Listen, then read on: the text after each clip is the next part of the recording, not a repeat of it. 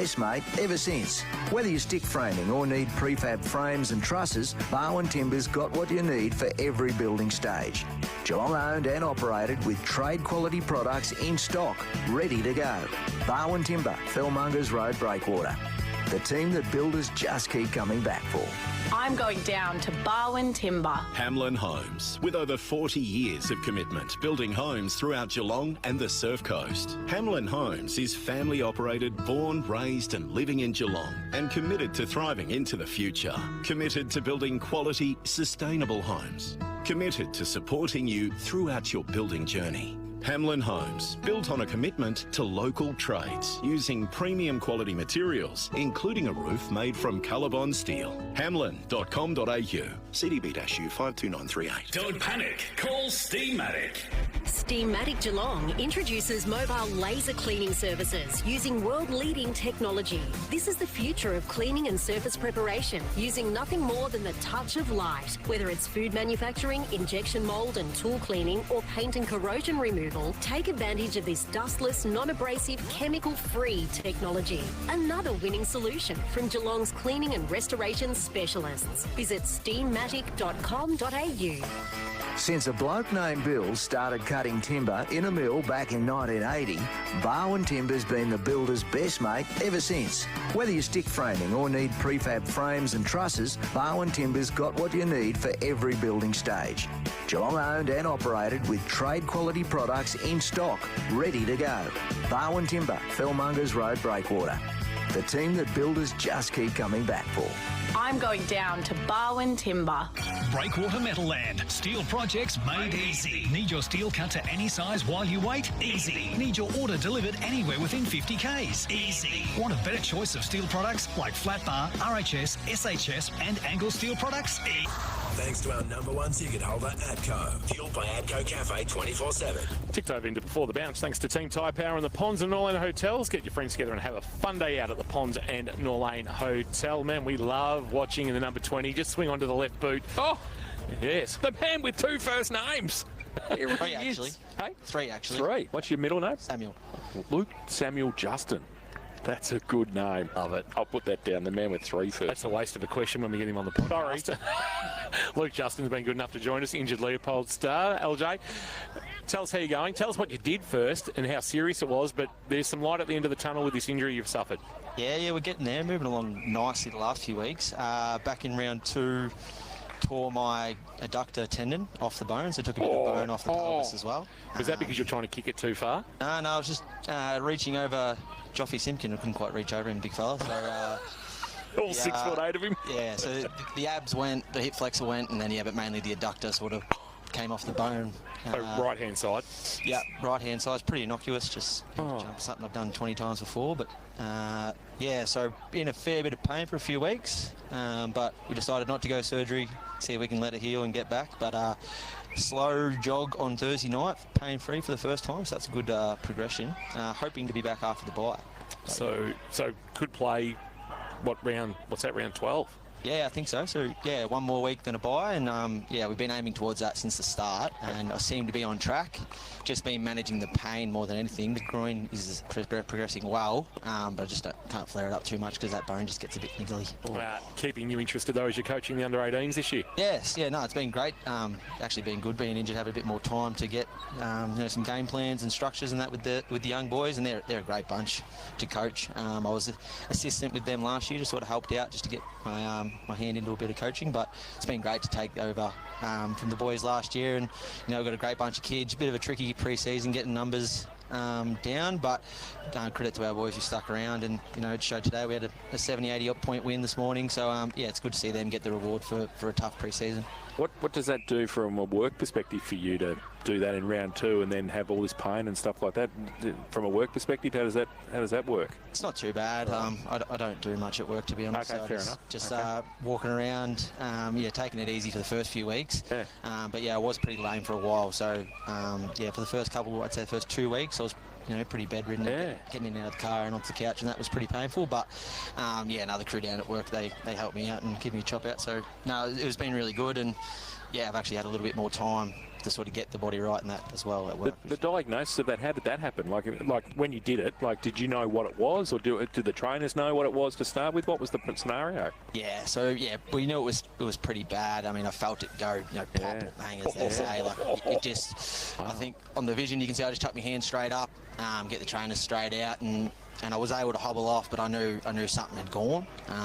So straight to hospital that night, just more for the pain side of things, and then a few days in hospital getting scans done and that sort of thing. And there was just that little fracture of the bone of the pelvis that was a bit annoying. So I suppose the tendon did its job. It stayed intact, but it took a bit of bone off with it. Yeah, right. Did you have the green stick? No green stick. Oh, no. Look at him. No green stick. They're tough from down the Western District. Pretty tough down there. So we have blokes who are tough from the Western District. He's Rowan McSparron. Certainly not me. Certainly not me. Do you think coaching the 18s has helped just take your mind off that not playing aspect? And I love when senior footballers are coaching the kids, because it then ingrains in those kids what the senior football crew are trying to do, and it makes that connection really good. Do you think coaching the kids has helped take your mind off actually not being out there with the boys? Yeah, definitely. And I'm a shocking watcher, so just even just to take the morning out of it, not have to worry about the game or the prep and training and that sort of thing. It is good just to turn your mind off from not playing, and I've actually get more and more involved with the kids now, and I can actually dedicate a lot of my time to them while I've been injured, which has been handy. Because early days it was a bit of a struggle trying to juggle both. You didn't want to be here nor there. But no, as you said, being able to get involved with the kids, and we're trying to make a program where from 16s upwards it's the same philosophies, the same coaching. So working with Luke and the senior coaches, and then trying to filter the same messages down to the kids, so when they do step up to play senior footy, it's all the same thing. Love it. Fantastic. Jay, we'll let you go. Appreciate you dropping by. Look forward to seeing you back out there. I'm not sure when we see your boys. We see you next Sunday, but you won't be out there that early. But we probably will see you out there in the finals. Pink next Sunday. Are you? Yeah, first test. Right. Nice. Are you good on the lip? Nah, terrible. No. So leave that to Andy Pepper. I was going to say, there's a bloke playing down there you don't need to worry about. Actually, the condiment does that. Ask if he's had any spare KFC take in for him pre-game. Yeah, actually. That'd be right. There you go. I dare you to walk in with that. I will. Take that. Thanks. We had just a leftover box thanks to the Hosking family today. But the KFC, I think there's a twister in there. There might be some potato and gravy. So I'll make sure he gets it. He'll be more than happy with that. LJ, good luck with the recovery and appreciate you joining us. Thanks, boys. Operations Paint Grovedale. Luke Justin, injured Leopold, premiership star, coaching there under 18s. Let's go. He's he grabbed it. He's left it behind. We'll have it back. All right. That's Potholes afternoon tea. See LJ. He's out. He's gone. I thought Pepper might have been a McDonald's man with that red hair, like Ronald McDonald. Oh, there's the drive-by for the condiment. We love it. Now, talking about KFC, $6.95 giant snack pack, nugget, popcorn, chicken and chips. Still running at about that 68% Leopold, 32% Bell Park this afternoon. But wonder if they know what we know, and that is Marcus Thompson and Harris Jennings not being out there. To you, Birchie? Yeah, definitely confirmed, just chatting to their coach Luke Kelly, so those two are definitely out today. So Marcus Thompson with a little bit of neural sort of arrangement with the hamstring back, and Harris Jennings is unwell. He said also about Henry Hawker, and you guys mentioned him earlier, he said you should have seen him on the training track this week. He's absolutely chomping at the bit. Looking forward to that. Bit of news around, James Hickey's going to miss 6 to 8 with a serious ankle sprain. It's not syndesmosis, it doesn't need surgery, but he might not be seen till maybe round 16 at the earliest. Beautiful for him, to be honest with you. I think that probably is a beautiful scenario. Get a few weeks off, rest, come back for the finals, whack. Be full of... Absolutely running. Hey, I'll tell you, and Ro, we're aware of this, but it snuck in under our radar. James Sake is a very good coach. He's got a fairly handy assistant called Adrian McCartney working underneath him that I wasn't aware of. Yeah, he's got the great Gary Finnemore there as well, who's rusted on. They've got a good coaching group. A great chip, yes. I saw him before, actually, yeah. So they've got a good little coaching crew, and obviously James is forming some really strong connections there at Bell Park. They've re-signed him again, so it's great to see a bit of stability. Been brought to my attention, the Bellarine League, obviously, and their future's been up for discussion, was brought to my attention in the last 24 hours that maybe the Bellarine met with the Riddle League. Just in terms of the Riddle League, I think stand fairly alone when it comes to AFL Vic and operations, and I believe there might have been a bit of a fact-finding about how that all operates and what it costs and all that sort of stuff, because if the Bellarine were to go it alone, they potentially have to bankroll themselves. to get things underway. They could probably just tap into a few of the sponsors from down Torquay Way, and that could nearly prop them all up, couldn't it? I also believe Shoshin Concrete might become the major sponsor of the Bellarine. Well, talking about that, I believe the president of the Geelong Amateur Football Netball Club, through one of his establishments, might have hosted all the Bellarine presidents and the board for dinner on Wednesday night. I'm sure he did. So, and I believe the under-18 team that Leopold played this morning, Surf Coast, where they sit was being discussed about whether they're ready to come in and have an impact in 2026. So, which is what they're going to do. They're coming in 2026, but maybe there's some concerns among Bellarine clubs. Well, their under-18s got beaten by 80 points this morning. So where would that leave them if the presidents then said we don't want them? Absolutely nothing to do with the Bellarine presidents. Correct. If they're part of AFL Barwon, Surf Coast are playing in the Bellarine next year. The interesting thing would be is if the Bellarine did decide we're going it alone, then that might be a different scenario. And it might find Surf Coast in no man's land. I suspect the team at Surf Coast are monitoring this situation, knowing that, well, hang on, if they're not aligned and affiliated, what does that mean? So, an interesting time. Better send our best to Marion Sponner, the North Shore president too, who underwent a bit of surgery during the week. Oh, that's no good. Yes, saw some photos on Facebook. It's a good way to stay connected with people. Stalk them, we usually say. There was a hole-in-one. How's this for a hole-in-one? So we had Jaden McHenry, had one a couple of weeks ago down at 13th Beach. Bailey Kelly, who used to play here at Leopold, yes, now at Bannockburn, yes, son of the great Paul Kelly, of my host, Leopold Sporties fame. Sporties. Hole-in-one at Ainsbury last week. So another local footballer. Does anybody work anymore, or they just play golf? We talk about these have happened on Sundays. Talk about reptiles. Have a look at this bloke here. Oh my God! Speak of the devil. Have a look at him. Have a look at him. Unbelievable. That beard still weighs more than his body. It is. I shave, so I don't have the great Ross Dillon. Have a look at him. Have a look at Ross Dillon. They're fresh kicks. Captain Iron Guts. Captain. Have a look at those fresh boots he's got on too. Eh? Have a look at them. That's been a Sparky, mate. You don't get yourself in the mud. He probably wears those to work.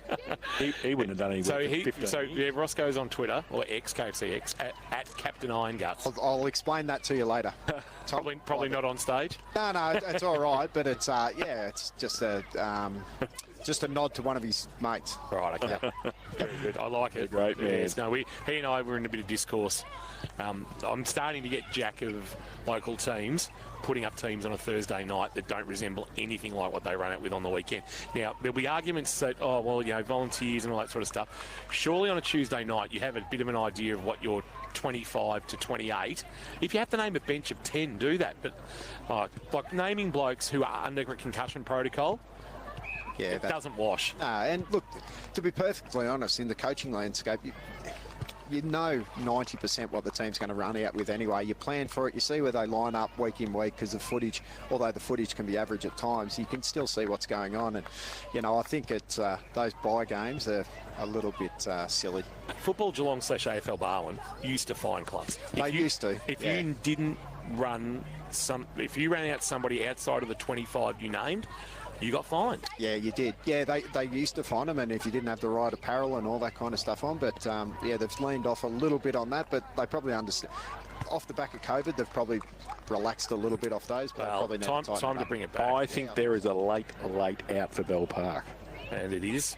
The captain, Lockie Patton. Not playing. Well, named here in wearing number 14 is Zach Lamb, and Jonty Scott, number 41, has come into the team. Right.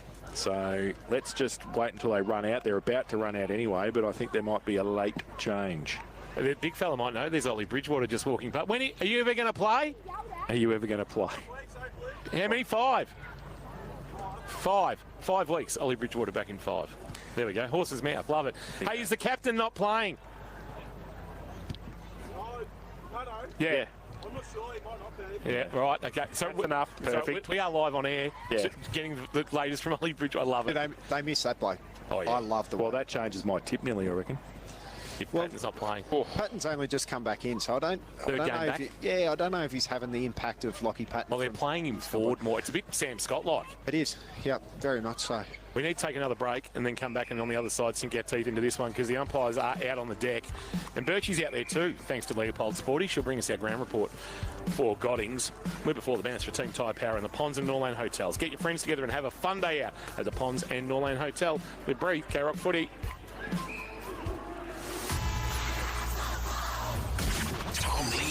Geelong's favourite way to wake up. So if you have trouble bending, stretching, putting on socks as you get older, or if you were injured, so I've seen this hack. I could use this. Yeah, I know. Because I have to roll on my back at the moment and kind of hook one on my big toe and just anything like that, just to get it started. This is my school. This is my school. This is my school. This is my school. This is our centre.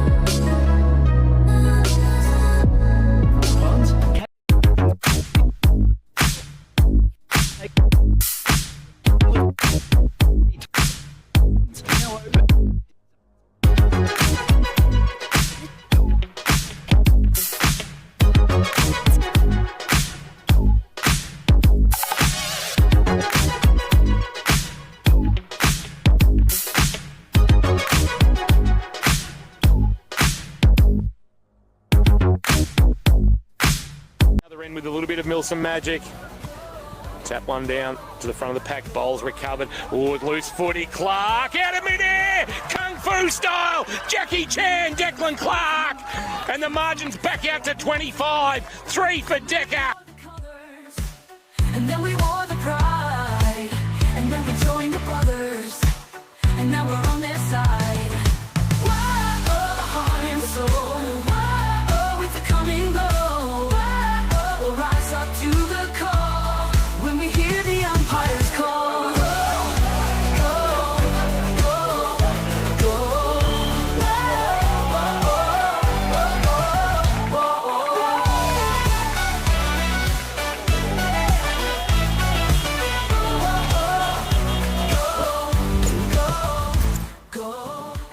Never been faster or smarter for technology that's not just ahead of the curve, but bending the curve. Talk to Geelong's experts in tech and discover how you can upgrade your world. Harvey Norman, Corio and Warren Ponds, proudly bringing you the future of computers. Now.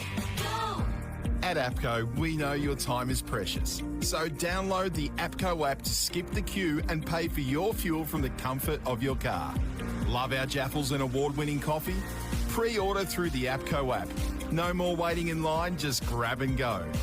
Shop the way you want, when you want. Just search APCO app in your app store and start saving time today. APCO Cafe 24/7. We've got you. Thanks to our #1 ticket holder, APCO. Fueled by APCO Cafe 24/7. Before the bounce, thanks to the Ponds and Norlane Hotels, we've got late changes galore. Leopold lose Marcus Thompson and Harris Jennings, replaced by Charlie Alexander and Anthony Tanner. Out of the Bell Park team goes Lockie Patton. Zach Lamb is actually going to wear the number 14, which is revered at Hamlin Park, and Jonty Scott is the inclusion. Don't know a lot about Jonty Scott's work. I'm just Horsham Demons and then Winch. Right, so is this a debut for him at senior level? I would think so. Having a quick look for Tim. Looks like he's played all his games in the reserves this year. So, yeah, debut for Jonty Scott from the Horsham Demons. As we go down to Jane Birch, who's boundary side for Leopold Sport, is your complete family venue. Birchie, where do we find you right now? Just walking to the southern end of the ground. I've got James Slaker in my sight, so I'll see if I can grab him for a quick word. All right, thank you. Just jump in when you need to. Birchie, we are before the bounce for Team Tyre Power and the Ponds and Norland Hotels. Need a head-to-head for Breakwater Meadowland. Please, Ro, where are you looking? Or is the late out showing your Breakwater Meadowland head-to-head out of sync? No, Kingy, have you got me there? Yes, I have. James Saker, just a laid out we've noticed for the team. Your captain Lockie Patton, can you give us an update on why he's not playing today? Yeah, unfortunately he just got a really bad corky last week. We gave him up until, I think it was 10 o'clock this morning, gave me a call. So, yeah, unfortunate. We'd love to have him out there, but he's put the team first. And yeah, we've brought in Jonty Scott, who's been going great in our reserves team. And, yeah, probably gets Isaac Wareham through the middle, which, yeah, it's all okay. We'll have him back next week. Looks like both teams have got a couple of outs, you know, this in the late in the piece, so it probably evens out a little bit. Yeah, I think so, and it's, you know, they're 22 against 22, that old chestnut. So we're looking forward to a great contest, and we'd love to have had Lockie and Hamish out there, but I'm sure the guys at Leopold are missing too. They would have liked out there. So yeah, probably evens itself out. It'll be a good game. Thanks so much, Sakes. Really appreciate it. Thank you. James Saker there, Inspirations Paint, Grovedale. Back to you, Ro, for that Breakwater Meadowland head-to-head, and then we'll get to the toss of the coin.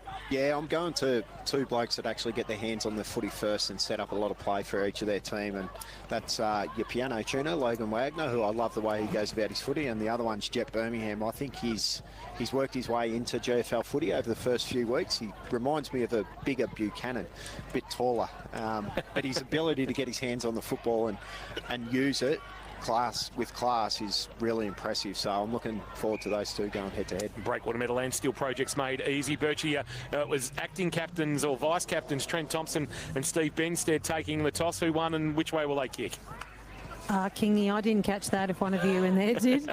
I'm actually trying to find Luke Kelly and Pup, but they're upstairs already, so we won't get them on air before the game. No, that's all right. Maybe even try and get Pup out of the quarter-time huddle, Birchie, and see what we can get there. Have you got a winner and a margin for us, Birchie? I think I've swayed back to Leopold by 17 points. Thank you for that, Birchie. Laurie Hill, our executive producer.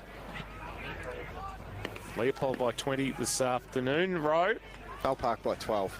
That was my number, so I thought I'd done. It's past players' day in the box too. Jason Doherty. Leopold by 8 points. All right.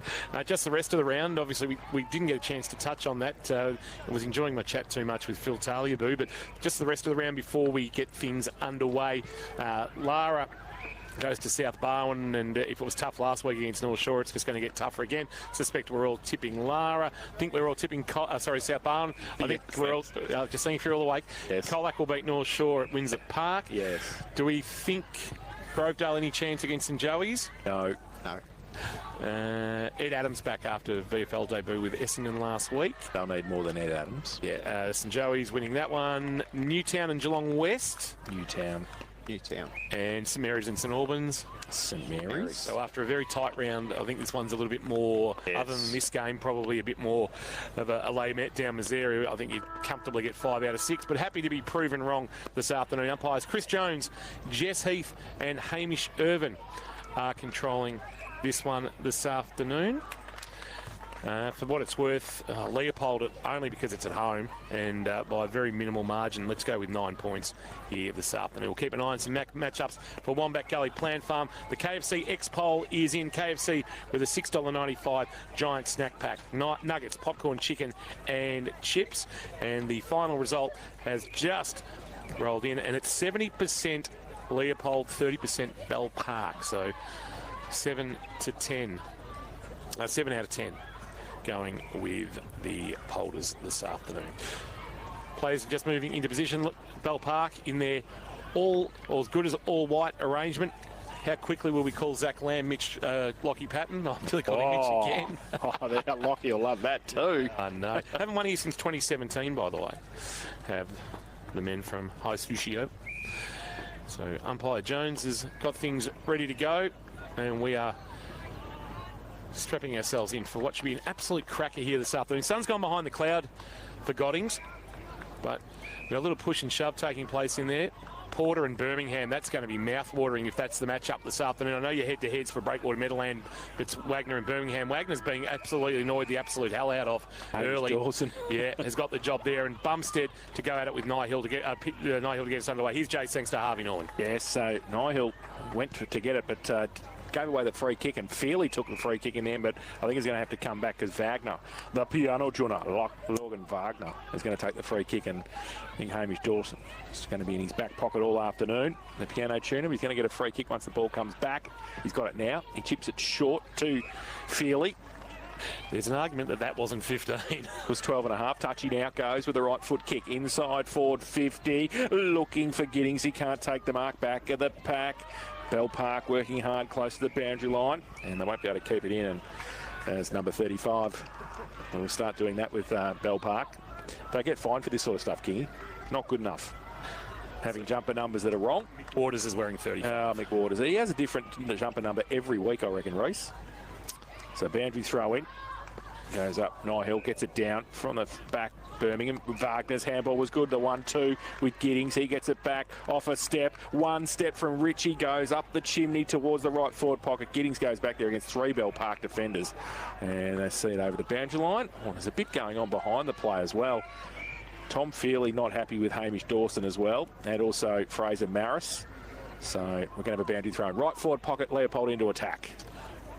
Opening quarter action from Leopold Memorial Park. From the throw in, the ball hits the ground. Birmingham on hands and knees is wrapped up. Ball falls out the back of the pack. The debutant Scott picks it up. His first play is to give it back to umpire Irvin, and he'll throw it into the air. Giddings to do the ruck work. Protected the area, won the tap down. He's Scott at the top of the goal square. Just can't take it cleanly, so it's a little bit of a scramble. Now he does pick it up, tries to barge his way through the pack. Ball is dropped out in the tackle, and that will be a free kick for holding the ball. And we'll go to the Dragons. So deep in there. Defensive 50, a short kick into the right back pocket is a little scrub, and then a handball back missed its target. Trying to get it back to Scott, but chance here to clear to right half back, a low ball, and Birmingham. That's a good mark. Body on body with McLean, was able to take it. A Hamlin hanger contender early from the 2-time Maskell medalist in the Hampton League. Goes from half back towards centre wing on the outer side. Thompson in the middle. Trent. Feely through the middle for Leopold as well. Ball spills free. Hicks was there as well for Bell Park.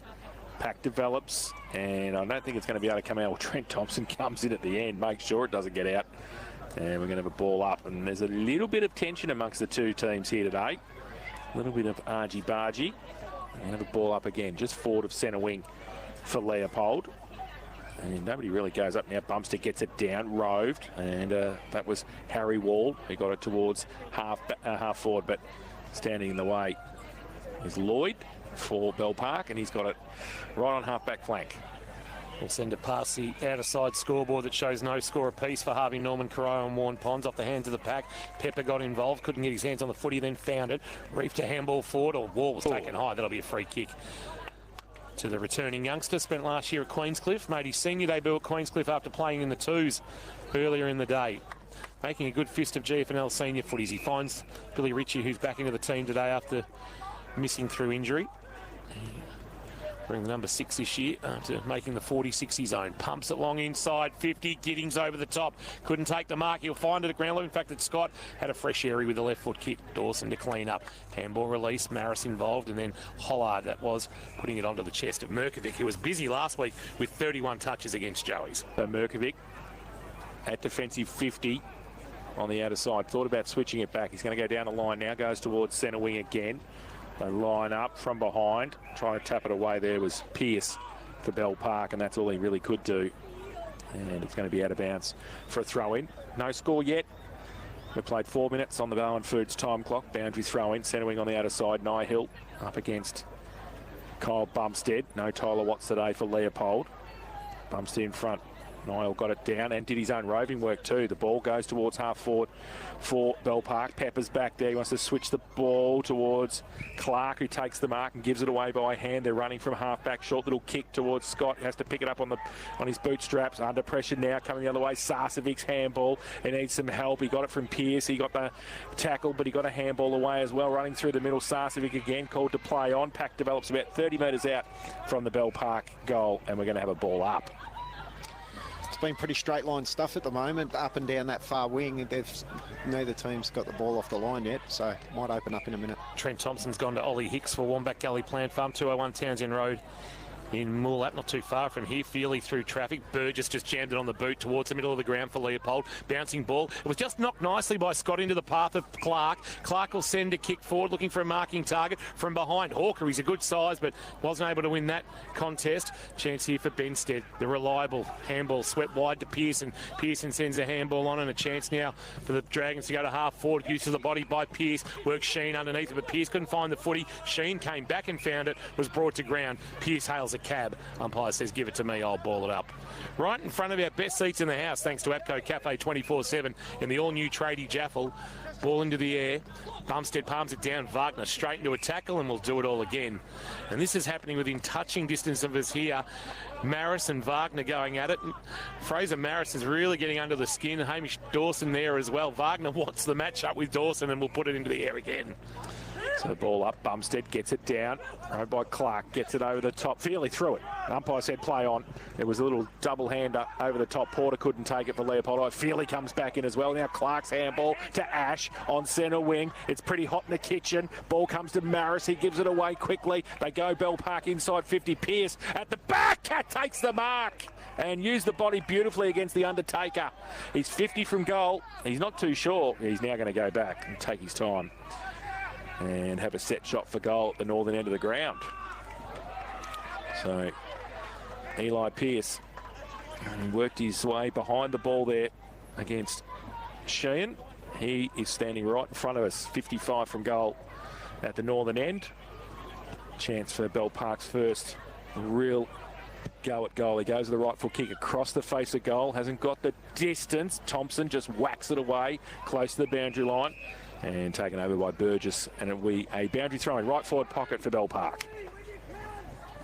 Not very often that Will Sheen gets beaten one-on-one in a marking contest. Oh, he had the good sit there. Pushed him under. Boundary throw in, Hicks and Bumstead. Bumstead, it rolled off his fist into the forward pocket, but here's a chance for Wareham. Quick snap over the left shoulder, has missed everything and nearly put it onto the roof of a car. It's going to roll into the Northern Oval, and it'll come back and be a free kick. Sheen will have to jump the fence and look to get Leopold out of trouble for the moment. He can go short into the right back pocket to Pepper if he so desires, but he ignores that option. Trots off and then drives a kick towards left half back. Not a great kick back with the one hand. Mack couldn't take it. Handball release is okay. Hollard kick inside 50. Is a bullet down low and the mark taken.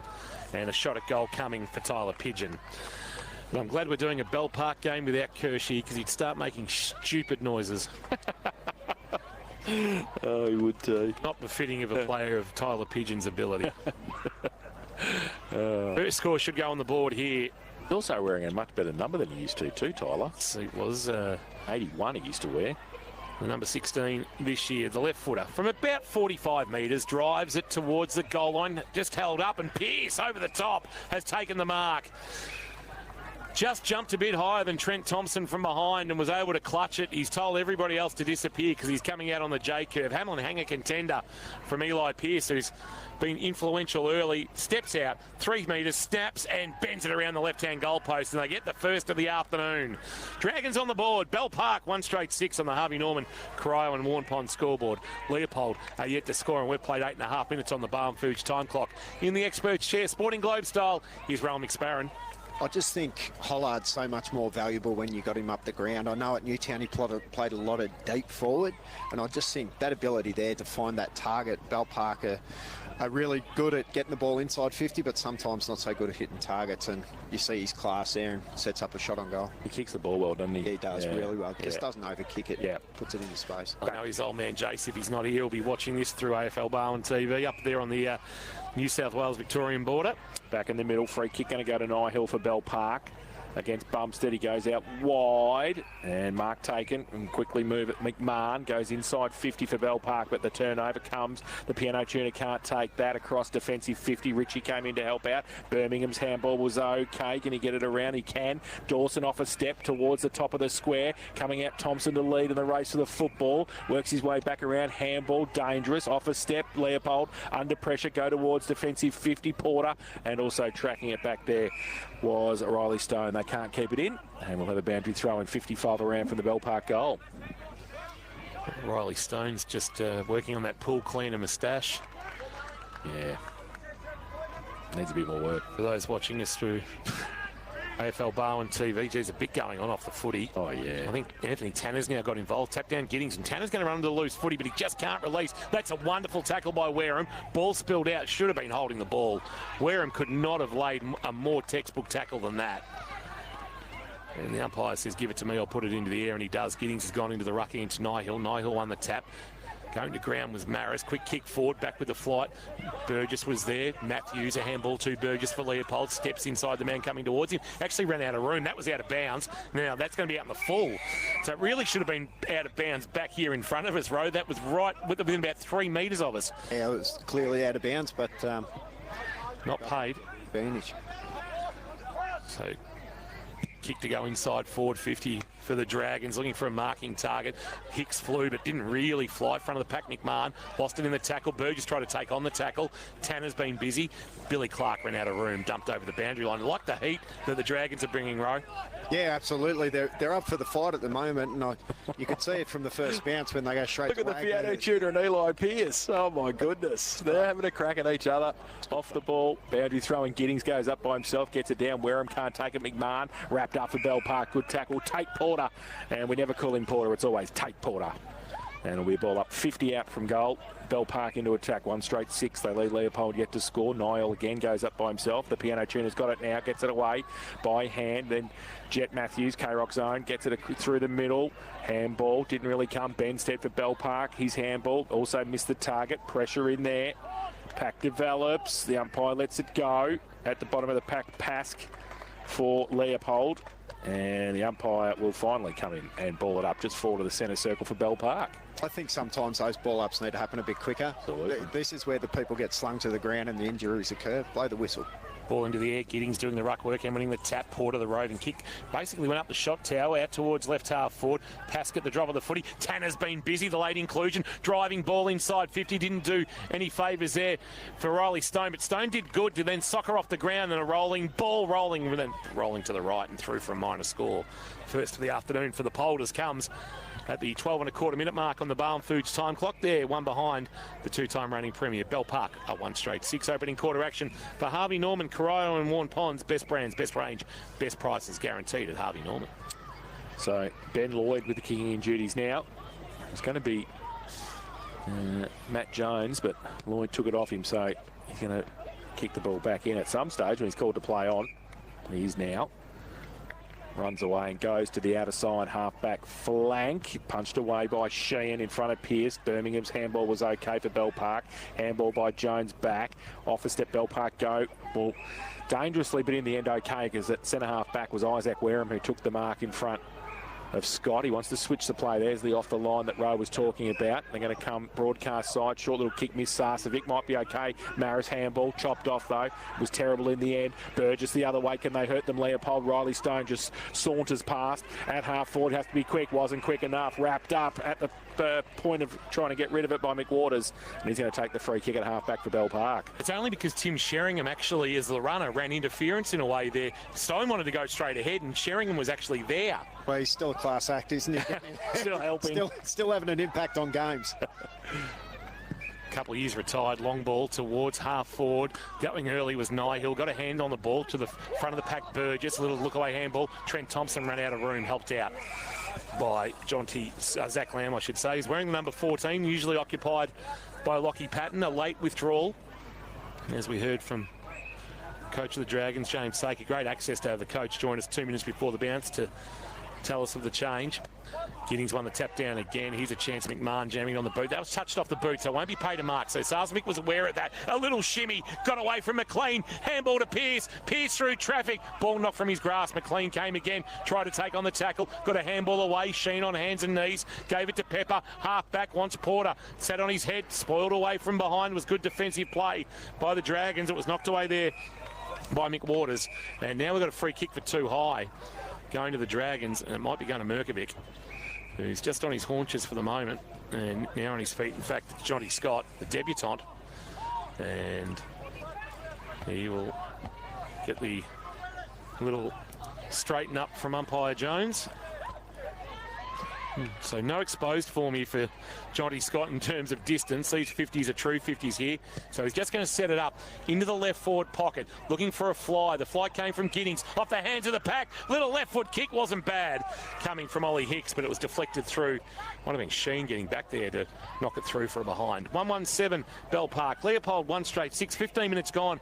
Low scoring opening quarter for Harvey Norman, Corio and Warren Ponds. Best brands, best range, best prices guaranteed at Harvey Norman. Undertaker, Sheehan Kicks into the back pocket. Mitch Burgess has taken the mark. Goes to the outer side. Half-back flank. Over the back, Bumstead. Tapped it on. Handball to Feely was okay. He gets it towards an open half-forward flank. Which way is it going to bounce? Well, it's not going to bounce because the mark's been taken. Bell Park getting back defensively very well. And they just hold up the play. They're called to play on now. Short little kick. And they get it to the outer side. Just umpire Jones tells Pass to stand right on the mark. I think that might have been Reed out there. It goes towards centre wing with a kick. But again, big punch away from behind by, well, a couple of them, including Bumstead for Leopold. And we're going to have a boundary throw-in on the outer side. We have played 16 minutes in this first term. Barwon Foods time clock. It's Leopold 1 behind, Bell Park 1-1-7. Bolac 33, North Shore 6, South Barwon 38, Lara no score. From the boundary throw-in, it was a shallow throw-in. Is it going to be thrown in again? I think umpire Irvin's going to go over to the boundary umpire and say, have another crack at that. See if you can hurl that in a little bit further. St Mary's 20, St Albans yet to score. West 19 have jumped Newtown 8. Mary's a 32 now. And Grovedale 8, St Joseph 6. It won't be easy for Joey's out there at Grovedale. Boundary throw-in, Hill doing the ruck work against Bumstead. The ball's allowed to hit the ground. Porter pulled off the ball in a tackle there by Maris. And then the umpire says, give it to me, as the ball gets locked underneath the pack, and we'll do it all again. Left half forward, Leopold in attack. This game has really had no flow to it. Hill climbed high to win the tap down, dragged down McMahon. Good tackle laid there by old Touchy Feely, who wins a free kick just forward of the wing. Good to see him back injured, back in round one. Missed a handful of games, but has been important in this run over the last month where Leopold have got their season moving. Plays on from centre wing, goes towards centre half forward there. That's good distance. Oh, Giddings! Hamlin hanger, he just stood up and went, get out of my way, I'm wearing pink boots. And he's taken the mark and will shoot for goal from 30 metres out directly in front. And they are horrendous boots, Connor Giddings, horrendous. But he'll have a set shot for Leopold's first. And when in doubt, Ro, just kick it to the tall boy. Yeah, that's right. Bell Park had the numbers there. The big fella should have boxed out and the third man up should have killed the footy. But when you've got good players like that, they're able to clunk them. Giddings comes in, 30 out directly in front, southern end of the ground to tie up the score, and does so very easily. He's done that a few times. His first of the afternoon. Leopold 1-1-7. Bell Park 1-1-7, and that's on the Harvey Norman K-Rock first quarter scoreboard and the experts chair thanks to the Sporting Globe. Sporting Globe, Eat, Drink, Sport, Geelong. Here is Rowan. Well, it looks like both teams are bringing it forward up to the stoppage, and that's where we're getting all that congestion from. And when we see it spill Bell Park's way, Leopold have the numbers and then work it away, and vice versa. When it spills Leopold's way, it looks like Bell Park have the numbers to work it back in. So hopefully it opens up a little bit soon. Ball back in the middle. Bumstead winning the tap down this time. Chance here for Hamish Dawson, but he's going nowhere. Bumstead wraps him up. In fact, he's going to get a free kick, and he quickly uses a handball release. Reed will pump it long. Inside forward, 50 Sheen, best position, has taken the mark for the Polders. He can go laterally to McLean, and he marks just inside defensive 50. Drives a kick to the wing. It's a well-weighted ball into the waiting arms of Riley Stone. He's got Pask on his outside if he chooses to use him.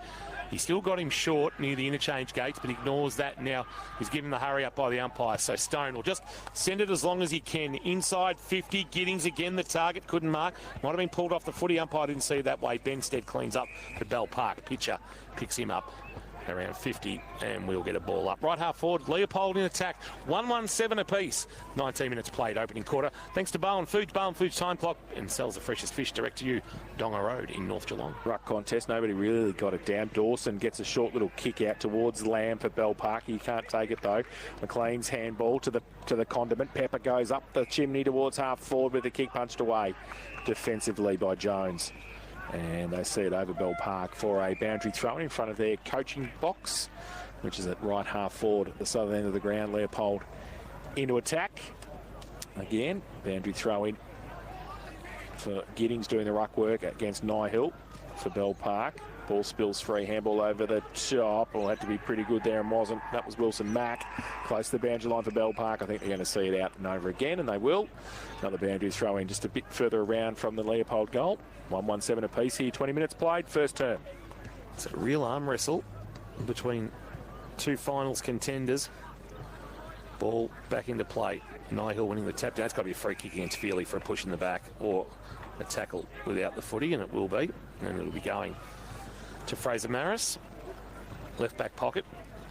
Southern or Ballerine Highway into the ground for those who know their geography. Short kick, just making stretch there. Tyler Pigeon. They're queuing up along the broadcast side, and that's where he sends the kick now. A long ball. Pierces his target. He's going to have to work Bumstead and Sheehan off it. Couldn't. Front of the pack, Birmingham. He got buffeted off it by Pepper. Sheehan, a handball over the top. Feely, a sitting duck. Took the footy, and Lloyd then took him. Brought him to ground. Umpire Chris Jones says there was no prior opportunity there. I will ball that up. So we haven't seen a huge amount of Jet Birmingham yet, Ro. No, and this is his style of footy too. The nice contested physical game. The ball tapped down by Bumstead with his teammate there, and Feely again not going anywhere, tackled straight away, so the umpire will come in again on centre wing. Suns 57 lead Melbourne 33 at Carrara. The ball Pask in the middle for Leopold. He gets wrapped up straight away. The umpire says, give it back to me. On the third bounce. Still on centre wing, broadcast side. Bumstead up against Pearce. Bumstead gets it down, has to run onto it, but he's chopped off by Lloyd.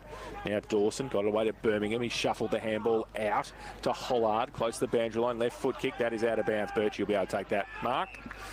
And it will be a free kick to the Polders, right on centre wing. Comfy down there, Birchie. You look very just relaxed in that chair. Yeah, I'm in a very steep gutter here, so I have to be nice and balanced. But Leopold staff offered me a chair, which is very nice. So just sitting here for the moment, and I'm almost in their little interchange box here, so it's great viewing.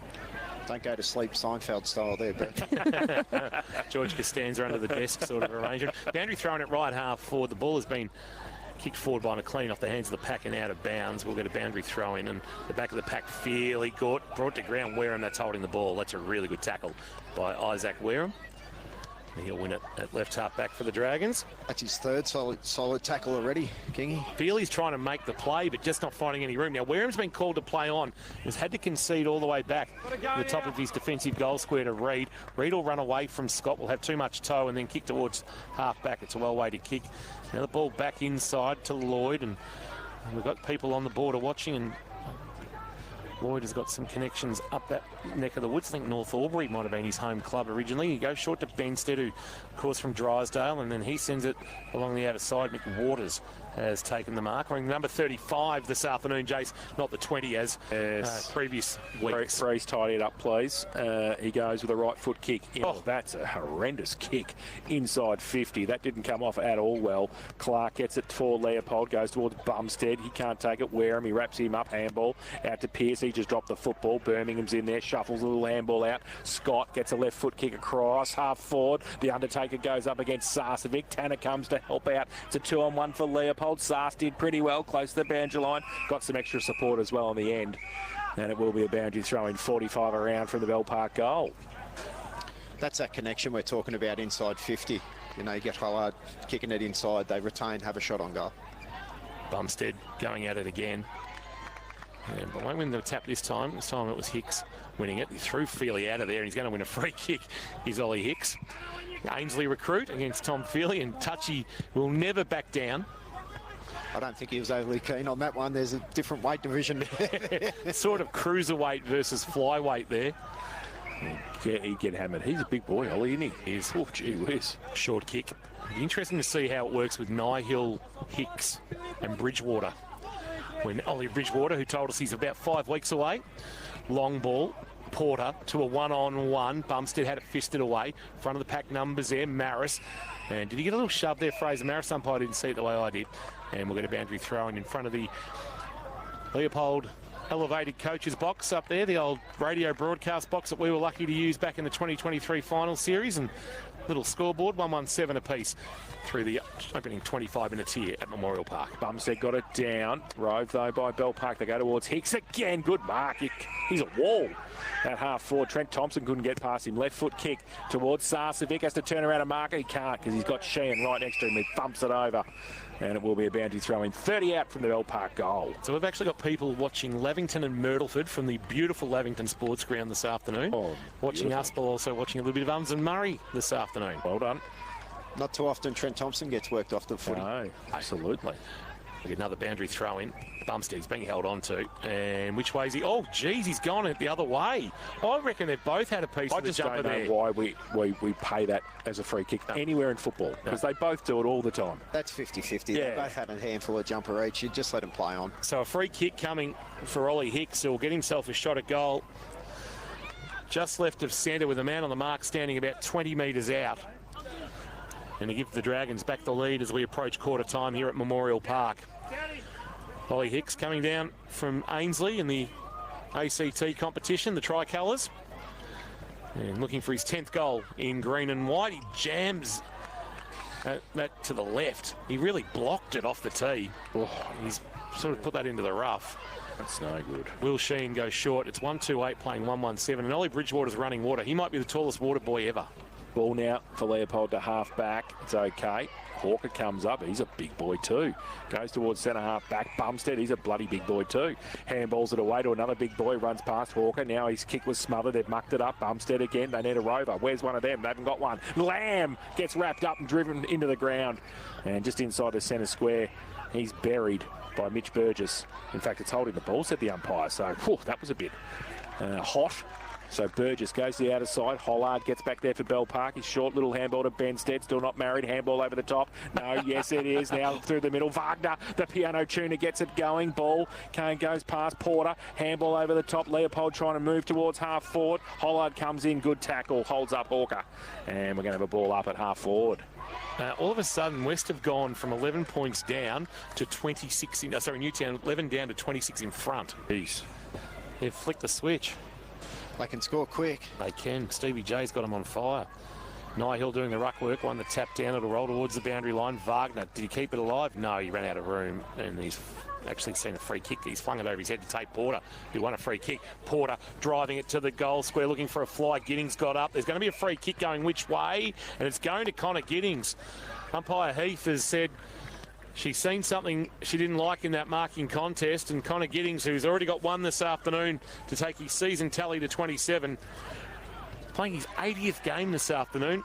Those Western District products have been worth their weight in gold here at Leopold. Oh, they certainly have, and they've come down and had a major impact over the last few years.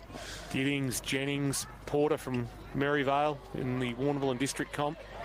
Just to name a few. Feely's also from down that neck of the woods, and Giddings has just snuck it into the left-hand goal post. Gee, the goal umpire had to work hard to his right, but he's back to the middle. Giddings has got 2, and Leopold have got a 4-point lead, I should say. Actually, make that a 5-point lead. 2-1-13 on the first quarter. K-Rock, Harvey Norman, Corai on Warren Pond scoreboard. The Dragons are 1-2-8. It's a contest that's been searching for something that still hasn't found it, Ro. It's a really dour contest between two teams, obviously wanting the same thing. Yeah, you hit the nail on the head before, Kingy, when you said an arm wrestle. It's just been constant either way, and the intensity's still in the game, just knocking on quarter time. So back to the middle. Nyhill back in the ruck against Bumstead. Bumstead gets it down. Goes towards Porter. He can't pick it up. Pass down. We've got to push in the back. Porter called to play on, is it? No, has to come back. Richie was thought about playing on. He's going to come back to Tate Porter. Back into the centre square for Leopold. He's still thinking wide to wall, but he goes further afield, and the kick goes across. Lloyd comes across in front of Alexander for Leopold.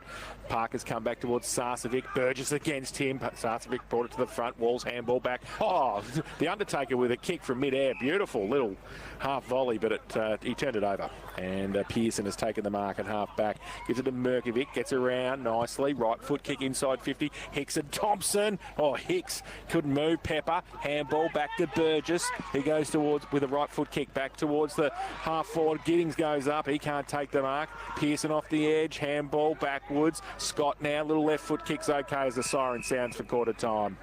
And it shows Leopold 2-1-13. They lead.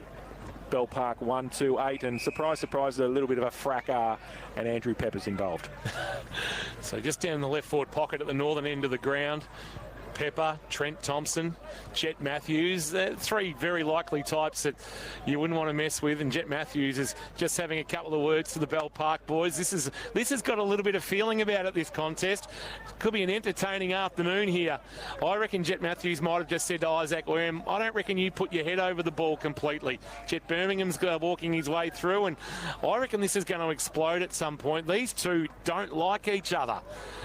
Gee, there's a bit going on, and we're going to bring it all to you here at krockfootball.live, FM 88.5, and hope you're enjoying it through AFL Barwon TV as well. We'll take a break from Leopold Memorial Park. Leopold with a couple of goals through Connor Giddings. Bell Park with a goal thanks to Eli Pearce. 2-1-13 plays 1-2-8. The all-new tradie Jaffel, only at APCO Cafe 24/7. Live, breathe, K-Rock footy. K-Rock's Tim and Jess. You know, This is my school. This is my school. This is my school. This is my school. This is our centre.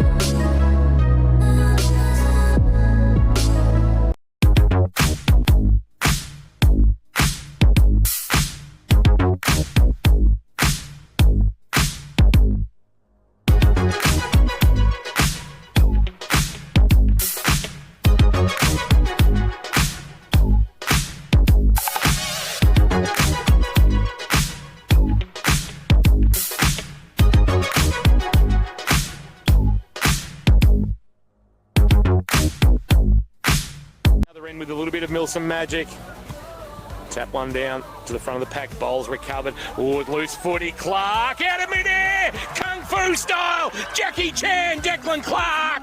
And the margin's back out to 25. 3 for Decker. And then we wore the pride. And then we joined the brothers. And now we're on their side. Whoa, the heart and soul. Whoa, it's a coming glow. We'll rise up to the call when we hear the umpires call. Go, go, go, go.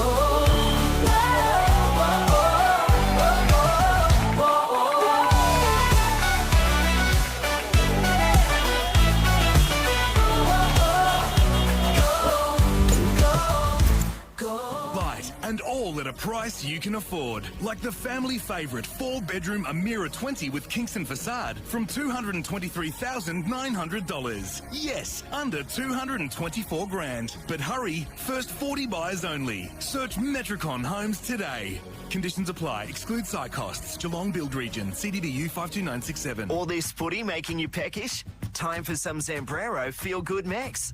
Incredible burritos, bowls and nachos. Cooked slow and served fast. With only the freshest, most delicious ingredients. Plus, when you buy a regular or big burrito or bowl, Zambrero donates a meal to someone in need through the Plate for Plate initiative. Feel extra good about every bite. Grab your Zambrero now. Geelong West, Ocean Grove and Torquay. Or order online so you don't miss any of the action. Zambrero, feel good mix. Have you had a car accident and needing it repaired now? With Sheen Panel Service, you don't need to wait, Geelong. We will pick up and drop off your car. We will provide an accident replacement vehicle. We will even pay up to $750 off your insurance excess. Sheen will also offer a lifetime guarantee on all repairs. Get your car fixed now and conveniently with Sheen Panel Service.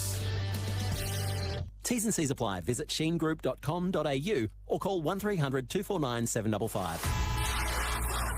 Thanks to our #1 ticket holder, APCO. Fueled by APCO Cafe 24/7. Quarter time at Leopold Memorial Park. Leopold 2-1-13. Lead Bell Park 1-2-8 in our GFL match of the day for APCO Cafe 24/7 and the all-new tradie Jaffel around the grounds for Leopold Sporties AFL. Half-time at People First Stadium at Carrara on the Gold Coast.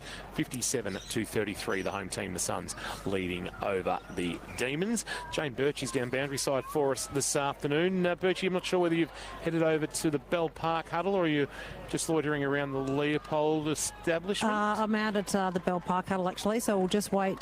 James Saker's just giving them the final messages, and I'll grab him in a moment. All right, just jump in when you need to, Birchie. Let's go around the grounds for Leopold Sporties locally, please, Jace, the rest of the GFNL. Yes, St Joey's 31, Grovedale 10, Newtown 45, Geelong West 25, Colac 55, North Shore 6, South Barwon 55, Lara 1, and St Mary's 38, St Albans 6. Bellarine round 12? Yes, Bellarine, Torquay 43, Port Arlington 3, Drysdale 32, Anglesea 2, Geelong Amateur 21, Barwon Heads 5, Monterey 44, Newcombe 8, and Queenscliff 29, Ocean Grove 14. GDFNL round 11. Round 11 in the GDFNL, 30, Werribee Central's Thompson 16, Inverleigh 25, Anarchy 15, Bannockburn 20, Bellpost Hill 14, Geelong West 26, Corio 14, East Geelong 35, Winch 8, and North Geelong 24, Belmont 18. Birchie, down to you with James Saker. Yeah, I've got Sakes here with me. You'd be very happy with that start. Your mids did a really good job shutting down some of their key movers. Marisol Wagner did a really good job in that first quarter. Yeah, it was what we thought it'd be, very heavily contested. So we're up for the fight. It was good. We probably butchered the thing a bit going inside 50. That we talked about tidying it up and being a bit with our ball, but otherwise what we expected, and really glad the boys were up for it. And in saying that, though, Hicks and Pearce look really good targets up there going forward. I know you've given Hicks a bit of a run in the middle now, but they're looking great for you up forward. Yeah, they are. We think we've got some good matchups, and this is one of them. So the ball has come from the... Yeah, so we thought, we want Hicks in the ruck to probably try and drag our key boys a bit higher and see if we can isolate Jack, that started well, so that doesn't happen very often, but again, came from clearance. And we probably just don't want the thing to stay in the contest all day, so if we're a bit braver with the ball and we can control it, that'd be good. Give yourself some credit for that coaching masterstroke. Forwards decision. Forward coach. Perfect start there for the Dragons. Thank you to Sakes and Birchie. Goal. Jack Sarcevic with an absolute cracker with a nice bit of footwork, and they are on the board. 2-1-13, 2-2-14 now to 2-1-13, but Leopold on the second quarter. Sheen panel service scoreboard will go forward. A shanky kick from Feely, trapped nicely by Giddings, but he's kicked inside 50. That was poor, and he's put it straight onto the chest of the waiting Ben Lloyd, who's got about 25 from his defensive goal. Sheen panel service gets $7.50 off your excess with Sheen Group. T's and C's apply into the left back pocket to Benstead. Benstead will come back to Lloyd, and then Lloyd just held up by Pitcher, who's playing forward of the footy. Lloyd will come broadcast side. His target, he's got a couple of them, and one of those is Merkovic. He also could have found Jake Reed, but Merkovic coming off 31 last week will now go on the 45 and puts a bang onto the chest of Birmingham. He's a good size, Jet Birmingham. Just the second time we've seen the two-time Hampton League medalist. He'll send a kick to the wing, not a great one. Oh, Jets are pushing it back. Billy Clark got tunnelled. It's going to end up with Wagner. No free kick paid. Pepper to the middle. That's a well-weighted kick to find Feely. Touchy goes with the right foot kick to centre half forward. Hawker comes out. Jeez, he's a big boy. Takes the mark at centre half forward. Plays on now. Right foot kick high towards Giddings. Starts from behind. Works his way to the front. Nearly got the mark as well. Scott was there as well, front and centre, but Birmingham from Bell Park gets the handball out. Might be able to get away, or they're under pressure. They come backwards. Off a step. Scott. Short little left foot kick's okay.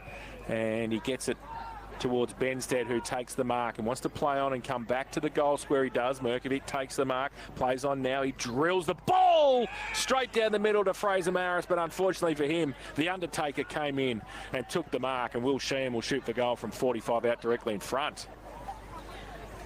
Picked it like a dirty nose there. That was it. He hit him lace out. He hit him lace out. He just came in and went whack. And that was it. And the Undertaker's going to... You like that one, Pothole? That's good. Ball now. Will Sheehan to get the quick reply for Leopold. He comes in. 45 out. Right foot kick. And he has got it. So... The Undertaker has his first, the third for Leopold. They go 3-1-19, reclaim the lead. Bell Park 2-2-14. Sheen panel service, K-Rock. Second quarter scoreboard, get $750 off your excess with Sheen Group. T's and C's apply.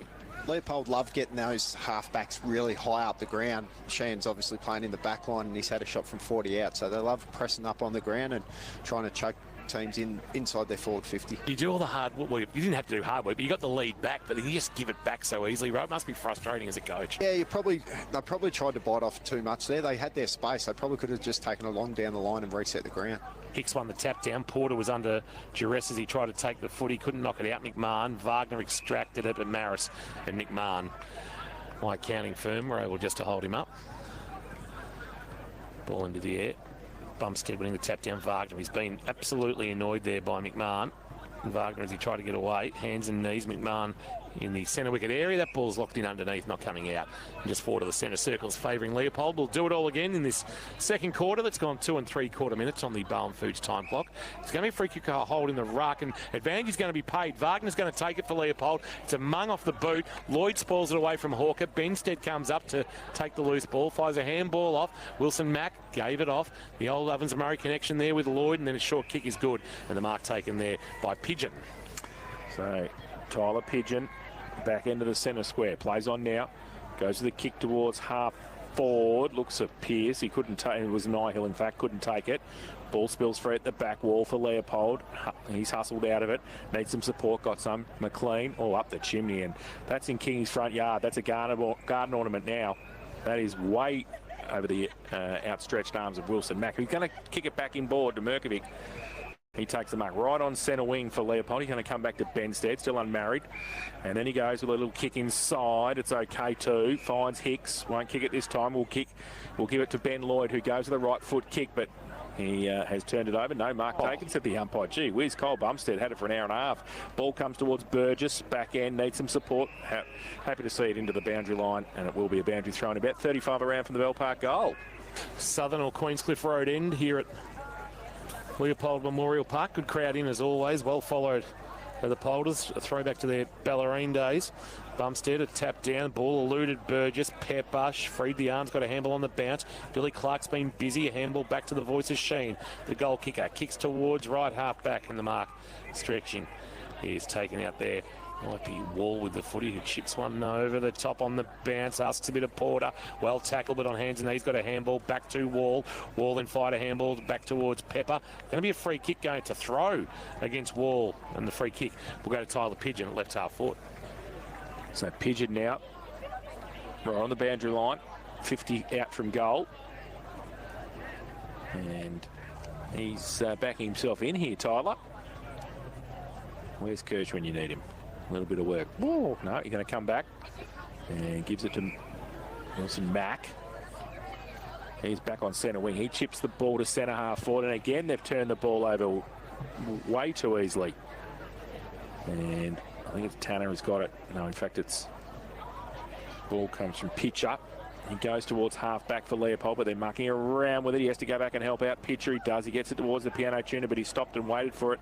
And coming the other way was Jack McMahon. Now Alexander in there as well. Pitcher gets a third little kick towards an open centre wing position.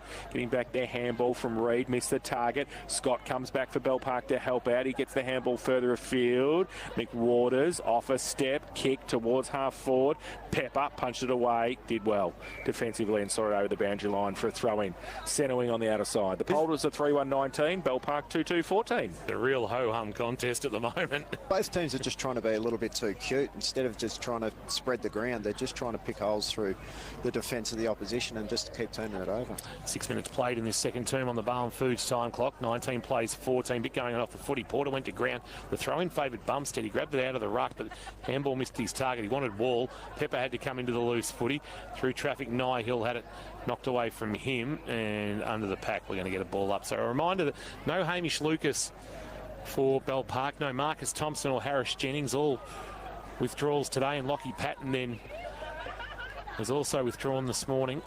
Tap down Bumstead. Porter on the fly, left the footy behind. So he'll go back and try and resolve the situation. Can't knock it out, and the umpire's going to ping him. He's tried to make the play, Tate Porter, and in doing so, has given up the free kick, which will be taken by Nihill. Nihill now from half forward, goes inside 50 with the kick, wants a mark, didn't get one.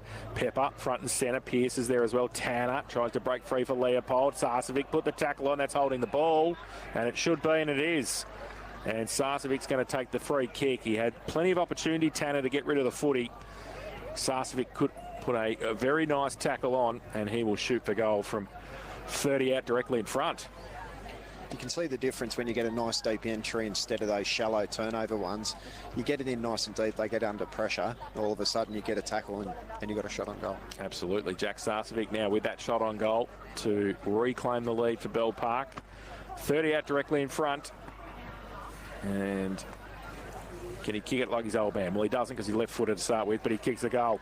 And he's put it through for his second of the afternoon. A good start from him. And I go to 3-2-20 now, Bell Park, Leopold. 3-1-19, Sheen panel service, K-Rock. Second quarter scoreboard.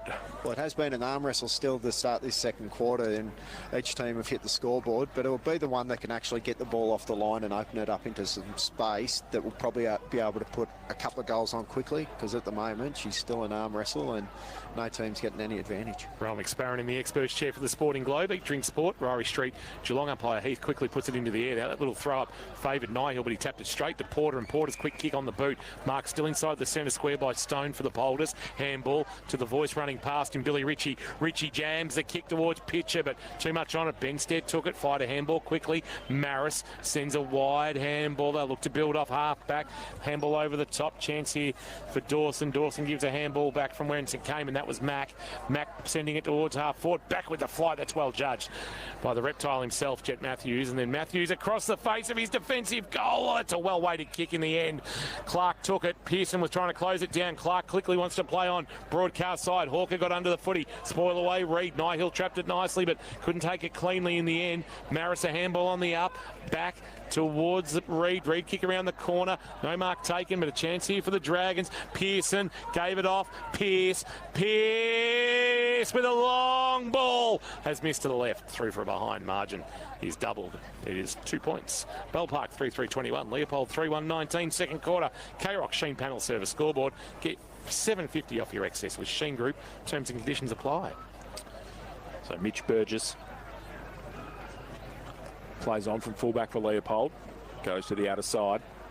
Half back. Looking for and not finding Sheehan at the back. Hollard for Bell Park. Back inside 50 for the Parkers.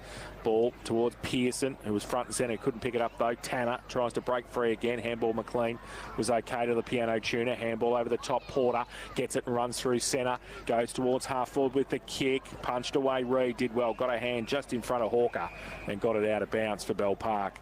And he's at right half forward for Leopold. We'll have a boundary throw in. It's goals galore at Windsor Park. It's 12-8 to 3 straight. Cool shootout. Jeez. Ball back into play, right half forward. Leopold in attack. Bumstead front position in the ruck for the Polders. Hands and knees. Porter's been busy today. Dived in on the loose footy. Couldn't get his hands on it. Petering, who I don't think we've called this afternoon. The ball's locked in there. And once again, Tate Porter making the play but being pinged for holding the ball. Petering will win the free kick. Made a name for himself early in his time at Bell Park as a goal kicker, but in fact it's Wareham with the footy, just been on Petering. A bit more time behind the ball. Short left foot kick at half back. There might be Merkovic in possession of it out there. Went to go one way, decides to go the other, and then drives a kick towards left half forward. Spoil came from Sheet, knock it to the boundary line, and we'll have it hurled back into play. Boundary throw in just forward of the wing. The scoreboard on the outer side for Sheen panel service showing Leopold 3-1-19, Bell Park 3-3-21, and right now this game is putting Valium to sleep. Yes, it's fun games. Rowan, are you awake? That's what I want to know. Still here. Yeah, very good. Bumstead got it down, handball. Didn't really get to anybody. Wall got it. Going to kick around the corner for Leopold. Goes towards centre wing, punched away at the back. McMahon sees it over. Jonty Scott did the work from behind the plate. Somebody's bought their own lounge suite here to watch the game. Oh, welcome to Leopold. That is very good. I like that. It's straight out of Kingy's front room. We love it. They can have the one out of my front room. We've been waiting to put it in hard rubbish. Porter knocked it forward towards half forward. McMahon taken in a good tackle by Wagner. Peels for holding the ball, and umpire Irvin's paid it. So, and 50, because they wouldn't give the ball back in time. Logan Wagner wanted it, and the piano tuner just trying to find his song this afternoon. We'll have a shot at goal. Coming off a big one last week is the piano tuner. 39 touches and 7 clearances in the Mick Thompson Cup win over the Super Saints. Logan Wagner, game 124. Noted goal kicker in his early days, including a handful in a grand final, but now a bull midfielder from 25 metres out, sends it on its way and has whacked it into the goalpost with some ferocity. That's rocked back 9, 10, 11 times. And a miss there for the Polders. 3-2-20. Bell Park dodge a bullet. 3-3-21. 12 and a quarter minutes played on the Barham Food second quarter time clock. Merkovic Kicks in from fullback to the outer side half-back flank. No mark taken by McMahon. He picks it up, though, again and gives it away to Maris. His long kick is okay to Lamb. Will it sit for him at the back? It does. His handball back. Okay to Hicks off a step. Kick was smothered. Needs to handball a bit more. Trent Thompson has thumped it over the boundary line defensively, and it will be a boundary throw in centre wing on the outer side. That's actually to the letter of the law insufficient intent. It's in a spoiling contest you can knock it out of bounds, but if you go for the boundary line in a situation like that with a loose ball, that's actually insufficient intent. Yeah, correct.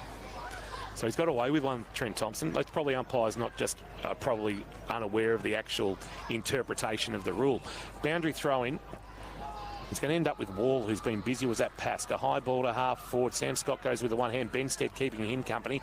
Loose footy. Lloyd. They'll look to run. Kick towards half back. Hollard's got some room to move on the near side wing. He'll drive a kick towards right half forward. It's well weighted. And the mark taken there. And then kick inside 50 was poor coming in from Tyler Pigeon, and the turnover. Leopold, though, looking to turn it over. They're not careful. Thompson through traffic, a handball. Pask had to wait for it. Quick release. Tanner with some room to move. Kick well smothered. Chance for Lloyd. His little handball was good. Maris on his left. Little short kick barely went 15, but the mark has been paid. Wareham, they had to just pump it long there, the Polders. Wareham now goes along with the kick towards the top of the square. Mark taken. Well, I think... No, play on. It's been called. It was play on. Hicks' kick was smothered. Giddings got his hands to it before that.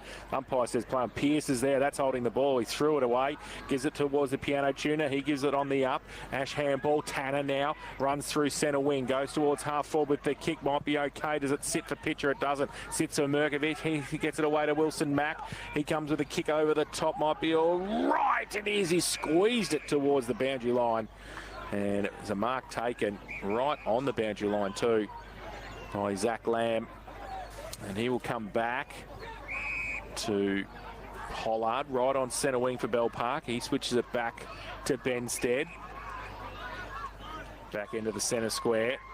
So every Leopold player in front of him, he goes up. Oh, Niall really dropped that easy mark. He took it in the end. He's at centre wing. He goes with a long kick towards the top of the square. Needs a mark. Big thump away for Giddings for Leopold. Close to the boundary line. Pigeon. He keeps the ball in. He does. Mick Waters runs into a steam train though. And the umpire says a push in the back. And it will be a free kick. Oh, no. And Mick Waters plays on and kicks the goal. He's touched. Oh, there is a Lord. And it's touched off the boot from Mick Waters. And it will be one behind. So they go to 3-4-22. They lead Leopold 3-2-20. Sheen Panel Service, K-Rock, second quarter scoreboard. Burgess's kick in marked on 50 by Riley Stone. Well, first the free kick wasn't there. It was a wonderful tackle by Wall. I'm not sure who dived across the boot, but whoever got the touch on the ball was good heads-up play in that southern goal square. Feely short to Nick Ash, who is the only player out there for Leopold to have played in a grand final but not played in a premiership team. Dinked one over the top. And that will be Pask with the footy, going back to Pepper. And Pepper's got getting short, but he ignores that because that was going to get shut down. So Pepper keeps it on the broadcast side and just got it to Wagner, who feigned a handball. They all sag off him for the moment, so he'll play on and then drive a kick into the left forward pocket. Sheen, his target. Oh, wonderful mark. One-on-one with Benstead. He's no mean feat. Rowan McSparrow, a Hamlin hanger. Yeah, that's a great mark. He just used his body really well and protected the drop of the ball. That was a good mark. So the Undertaker, right forward pocket. William Sheen Drysdale actually buried my father-in-law in November, and there was a little byplay between me and that William Sheen about whether I could get a freebie for plenty of mentions. Sheen tightened the pocket. That's a very good kick. Just across the face and through for a minor score, in the margin is again 1. 3-3-21 Leopold, 3-4-22. 16 3/4 minutes played on the Balm Foods second quarter time clock. This second term, thanks to Sheen Panel Service. Get $7.50 off your excess with Sheen Group. Terms and conditions apply. Ben Lloyd kicking duties again for Bell Park.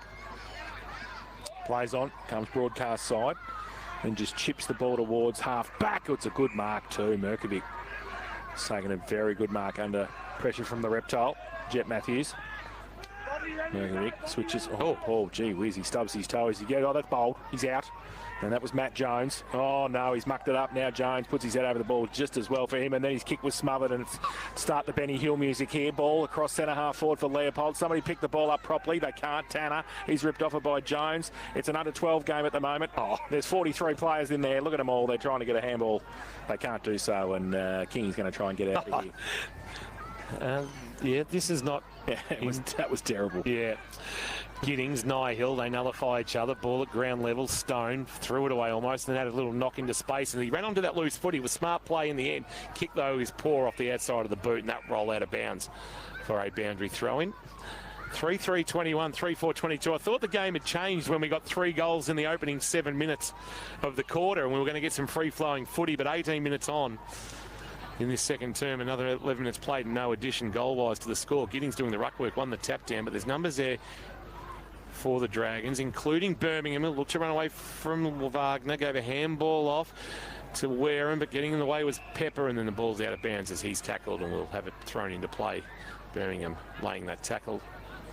We'll have it hurled back in. 3-4-22, 3-3-21. Second quarter action thanks to Sheen Panel Service. Carolfootball.live from Leopold Memorial Park. So Nihil got it down, but in the end, Giddings did the roving work. Goes towards Scott in the pocket for Leopold. Tried to tap it on and keep it in. Ash can't break free. Got a handball away, though. Back to Pask. Off a step. They go through Ash again. Oh, Benstead has been resolute, as always, in the half-back line and goes with a kick.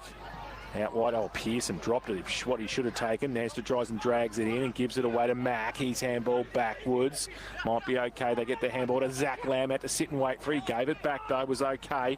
And got it to Petering, who dropped the footy. The umpire said play on Burgess. Off a step back inside. It's all Bell Park. Benstead has got his name written on it. Scott comes front on contact anyway. He's going to take the mark. And Steve Benstead, last line of defence for Bell Park again. Will go across the face of his defensive goal into the cricket net back pocket and find Lloyd. Lloyd will dink a little kick over the top. That's okay. And find Maris. Fraser Maris with the footy for Bell Park. Still inside defensive 50, and Leopold have rolled numbers back as they've been wont to do all afternoon. Short to Nihil with that unique kicking style. It's not quite Paddy de Grande, but it is a little bit awkward. It's a little bit giant giraffe on stilt sort of arrangement. He goes short, and on the outer side they'll try to get out of trouble. Kick around the corner. Came from Reece McWaters. Can't miss him in those boots. Towards half forward. Ball not coming out. And holding the ball is the decision. Tom Feely pinged again. Not for the first time this afternoon. Quick kick inside 50 and coming up on the lead. Ollie Hicks has taken the mark on the chest. Trent Thompson with a bullet-like pass coming in. There was nothing he could do. And Hicks will go back and look to extend this margin to what would be a game-high 7 points. Had a look of Lockie Kennedy coming out of the goal square there. Kingy, the big fella on the march. Of course, next week is Zoe Kennedy Foundation's Don't give him clash between Bell Park and Newtown and Chilwell. Zoe Kennedy Foundation, just gone past 5 years since the passing of Zoe. Hicks from about 45 metres out. The goal umpire has not moved, and Hicks has barely put any effort into kicking that, and the margin is 7. And a little break, 4-4-28, playing 3-3-21 on the second quarter. K-Rock Sheen Panel Service scoreboard. Hicks with his first of the afternoon, 10th on the season. And the Dragons with a little buffer. Here's Rowan McSparron for the Sporting Globe. I think with Bell Park going forward, sometimes it doesn't, as we've seen there, it doesn't need to be pretty. They just need to get the ball, even if they scrap it forward to get the ball to ground. Their smalls seem to be doing a good job on that second possession to get the ball inside 50. So back in the middle. Getting it down Bumstead. Nihil, though, gets a second tap to it. Coming off the back end was Richie. Feely now through the middle for Leopold. Just dropped the footy, umpire said. Yeah, probably right. I think he did, Touchy. And free kick McMahon comes to Merkovic, who somehow him and Steve Benstead have bought their own footies today. They're just mucking around in the back. He's taken another mark, and we'll take it at half-back for Bell Park. He's got Benstead behind him. He's going to kick it there, I reckon, if he can't find anything. No, he's going to go across. Yes, there we go. Back to Steve. That's the way to do it. And then he goes to the outer side. And they've moved it across the half-back. Reed now. Short little kick, Scott, who Rowan likes. Little left footer. And you're going to come back to Steve. Benstead gets it again. He mustn't have showered this morning, Steve. Nobody near him whatsoever. He chips the ball short. And Ben Lloyd takes it. Just needs somebody. This is the kick, though. trying to get it through half back. Leopold. Oh, they'll go back to Ben. They'll go back to Benstead. Oh, they thought about it. Wilson Mack was there. Now he's undecided. Now he's going to the outer side. Bit more space. Oh, that's a good mark. Hollard in front of Harry Wall. He's got it. We're still 60 metres out, though, from the Leopold goal. Right in front of the Zambrero sign, too. Oh, hello. And then Hollard now down the line towards centre wing with the kick. Oh, the Undertaker from behind. Handball chopped off. Comes back towards Porter in the middle for Leopold. Shuffles the handball to Touchy. He goes with a left foot kick now, but it's across half back. Reed plays on for Bell Park. Runs the other way. Goes with some space and time and gets it towards half forward. That's a great kick, and Hicks comes out. Right half forward, he'll swing onto his left boot. What's he got? Long inside forward, 50, sending it, looking for a marking target. Sarcevic from behind, quick snap. Didn't get any purchase. In fact, he shanked it out to the left and through. Well, actually out of bounds, and we'll get a boundary thrown in the left forward pocket. He went to claim the mark, but realised that wasn't coming, so quickly turned to snap, and Sarcevic can do mercurial things, but that was just a little bit beyond the realms of Jack Sarcevic, and it's out of bounds for a boundary thrown in the left forward pocket. Southern end of Memorial Park, 23 minutes played on the Barham Foods second quarter time clock. 28 playing 21, the visitors in front. Bumstead grabbed it out of the ruck. Pask gave it off to Porter, who's been busy. That's off the outside of the right boot and in buying distance. Has it gone out the full? And we're waiting to see whether there was actually a call made. Now, I reckon Harry Wall's saying, hang on, I don't think that went out. And he played on. There was no call from the boundary umpire. And so if there's no call from the boundary umpire, it means it's going to be a boundary throw. Well, they're going to throw it in. And Leopold, well, Harry Wall can probably think he's been robbed there. He played for the whistle. The whistle never came. If the whistle doesn't come, shouldn't the field umpire just call play on? He should, yeah. It's tough when we've got young kids doing the boundary like that. The kid got confused, but you're right. It should have just been called play on. Say it's probably swung out and then landed back in the field of play. Ball comes down to the front from Bumstead. Matthews gets wrapped up in the tackle big time.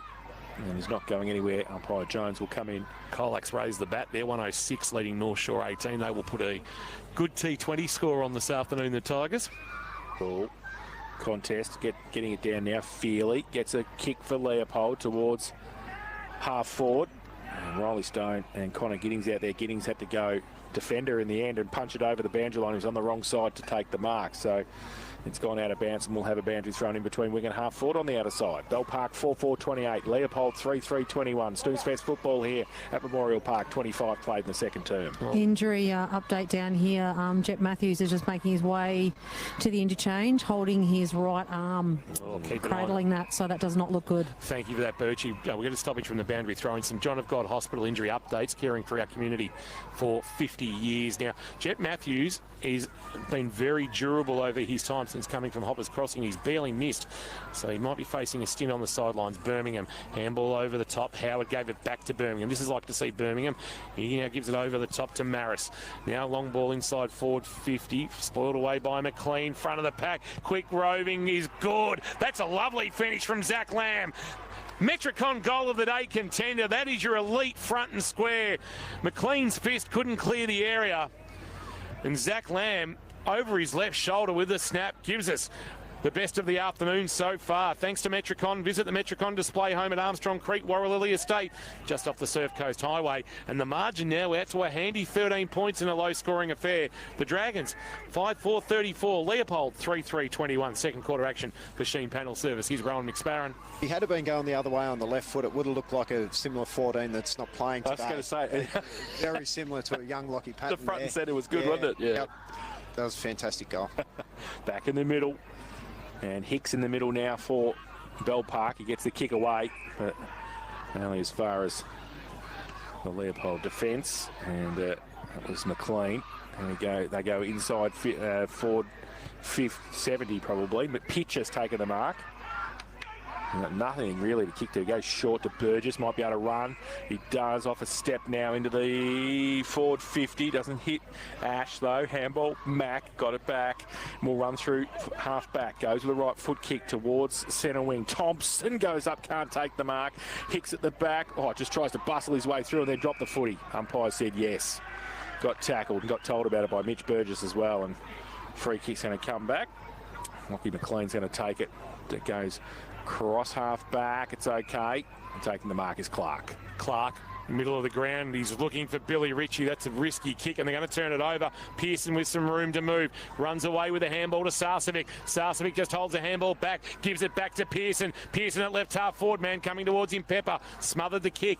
Ball hit the deck, and Leopold will come up with it. Wagner, handball inboard, asked a lot of Ritchie. Wagner will come again. He missed deep with the handball for his teammate in Alexander, and we're going to see it wrapped up with Billy Clark and the ball up at left half forward. So rare opportunity to get the voice up and going. Bumstead might have actually bounced off his shoulder, and Tate Porter sends Leopold forward. Goes towards centre half forward flank, but getting back there and taking the mark is somebody. Got no idea who 48 is. That's going along with the kick. Punched away. Front and centre again was fantastic from Pigeon this time. He gets wrapped up though as the siren sounds for half time. And it'll show Bell Park 5-4-34. They lead Leopold 3-3-21. So a 23-point lead on St Joey's last week at half-time. 13-point lead on the two-time reigning premier at Memorial Park. And we'll get clarification of who's in number 48. I reckon that might be a number change. We'll see if we can get that sorted out. Birchie's down boundary side. She'll look after that for us. It is half-time. That second term, thanks to Sheen Panel Service, where the Dragons added 4 goals to Leopold's 1 goal to. They kicked a goal through Will Sheehan at the 2-minute mark. Did the Lions to take a 5-point lead, but the goal to Sarcevic not long afterwards, his second of the day, and then Hicks and Lamb in time on have got the Dragons with a little buffer at the main break. Thanks to Blackman's Brew. This is my school. This is my school. This is my school. This is my school. This is our stadium.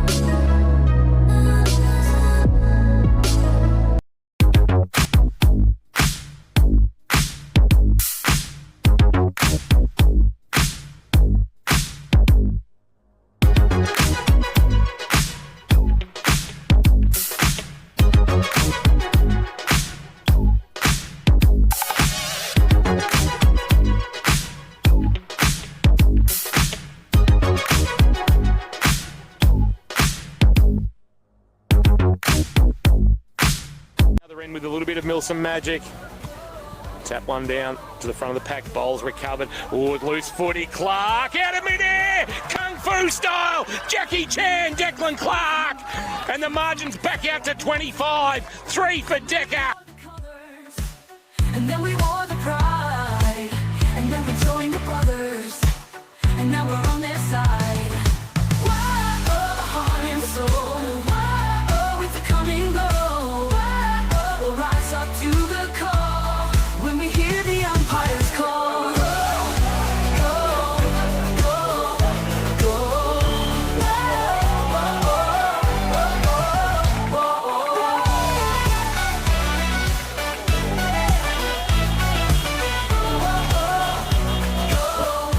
go, go. Why wasn't I invited? No, you were there, Lingy. She just doesn't know who you are. New year, same gear. Blast Geelong and the Surf Coast's favourite brekkie team, Tom, Lingy and Lockie on K-Rock 955. Visit one of Mimosa Homes' 50 displays across Melbourne and Geelong. Have you had a car accident and needing it repaired now? With Sheen Panel Service, you don't need to wait, Geelong. We will pick up and drop off your car. We will provide an accident replacement vehicle. We will even pay up to $750 off your insurance excess. Sheen will also offer a lifetime guarantee on all repairs. Get your car fixed now and conveniently with Sheen Panel Service. T's and C's apply. Visit sheengroup.com.au or call 1300 249 755. Since a bloke named Bill started cutting timber in a mill back in 1980, Barwon Timber's been the builder's best mate ever since. Whether you're stick framing or need prefab frames and trusses, Barwon Timber's got what you need for every building stage. Geelong owned and operated with trade quality products in stock, ready to go. Barwon Timber, Fellmongers Road, Breakwater. The team that builders just keep coming back for. I'm going down to Barwon Timber. Time to take a look at the stats for the game so far. Thanks to Kerrs Hire, we have Bruce. Oh, yes. Well, we've got some exciting weekends ahead, that's for sure. They've got the range, the quality, a strong team. In fact, did you know they've clocked up over 40 years in Geelong? The Cats. They've been around a bit more than that, Bruce. Oh, no. Kerrs Hire. What about the stats for the game? Well, statistically, I shouldn't even be here. I've got a patio to pay. Kerrs Hire, North Geelong, Grovedale and Ocean Grove. KersHire.com.au. Get a good night's sleep with Harvey Norman, Corio and Warn Ponds. Quality mattresses by Tempur, Sealy Posturepedic, Sleepmaker and King Coil by AH Beard with major savings. Queen size from a low $499. Adjustable bed bases, bed frames, kids' bedroom furniture, bunk beds and storage pieces. Customizable Australian-made bedroom furniture to suit your space and style. Luxurious pillows, quilt covers, sheet sets and more. Get behind the Cats this season with your locally owned and operated Harvey Norman, Corio and Warn Ponds. Here's another powerful reason to choose Tyre Power. At Tyre Power, you deal with owners who are proudly independent. We're not just tyre experts. Tyres are our life and livelihood. And because many Tyre Power owners are part of your local community, you can trust our family to look after yours. Visit tyrepower.com.au or call 13 21 91 for your local independent owner. Thanks to our #1 ticket holder, APCO. Fueled by APCO Cafe 24/7. And we're back here at Leopold Memorial Park, half-time. It's a cloudy afternoon, but it's not cold as it could be. 3-3-21 Leopold, 5-4-34, not a breath of wind, just looking at the trees on the outer side here, and it's barely any movement whatsoever. It's half-time for Blackman's Brewery, the ultimate half-time beer made in Geelong. Jane Birch is down boundary side for us for Leopold Sporties, your complete family venue. Birchie, you've got an injury update for us, and it's not good for one of our favourites here at Carroll Footy in Jet Matthews. No, Jet Matthews has ruptured the ligaments in his AC joint, so that is not where it's meant to be at all, completely hanging down. So he's actually having a shower and then heading off to hospital to get that attended to straight away. So that looks like a lengthy stint on the sidelines, unfortunately, after he has such a fantastic run of consecutive games. Yeah, he's been very, very durable is the best way to describe Jet Matthews, and he always seemed to be the one that just seemed to be hanging on. You think at selection, Jet might be, he's no frills, just does his job, but if they were looking for something a little bit more, I suppose, a bit of razzmatazz or something like that, that's not Jet. But sometimes you need those blokes to play roles, and game 75 for him today, and unfortunately game 76 might be, might not be in 2025, depending on the seriousness of the injury. Thank you for that update, Birchie. Good work by you as always. Ro, you're keeping an eye on some stats for Kerrs Hire this afternoon. What are some of the numbers you're looking at, and what's sticking out for you as Bell Park lead by 13 points at halftime? Yeah, so the inside 50s and clearances, we talk about the midfield game a lot of times and how that works and what it looks like from the contest going forward, and across the board it's pretty even. Clearances wise, we're probably looking at Leopold just having the edge.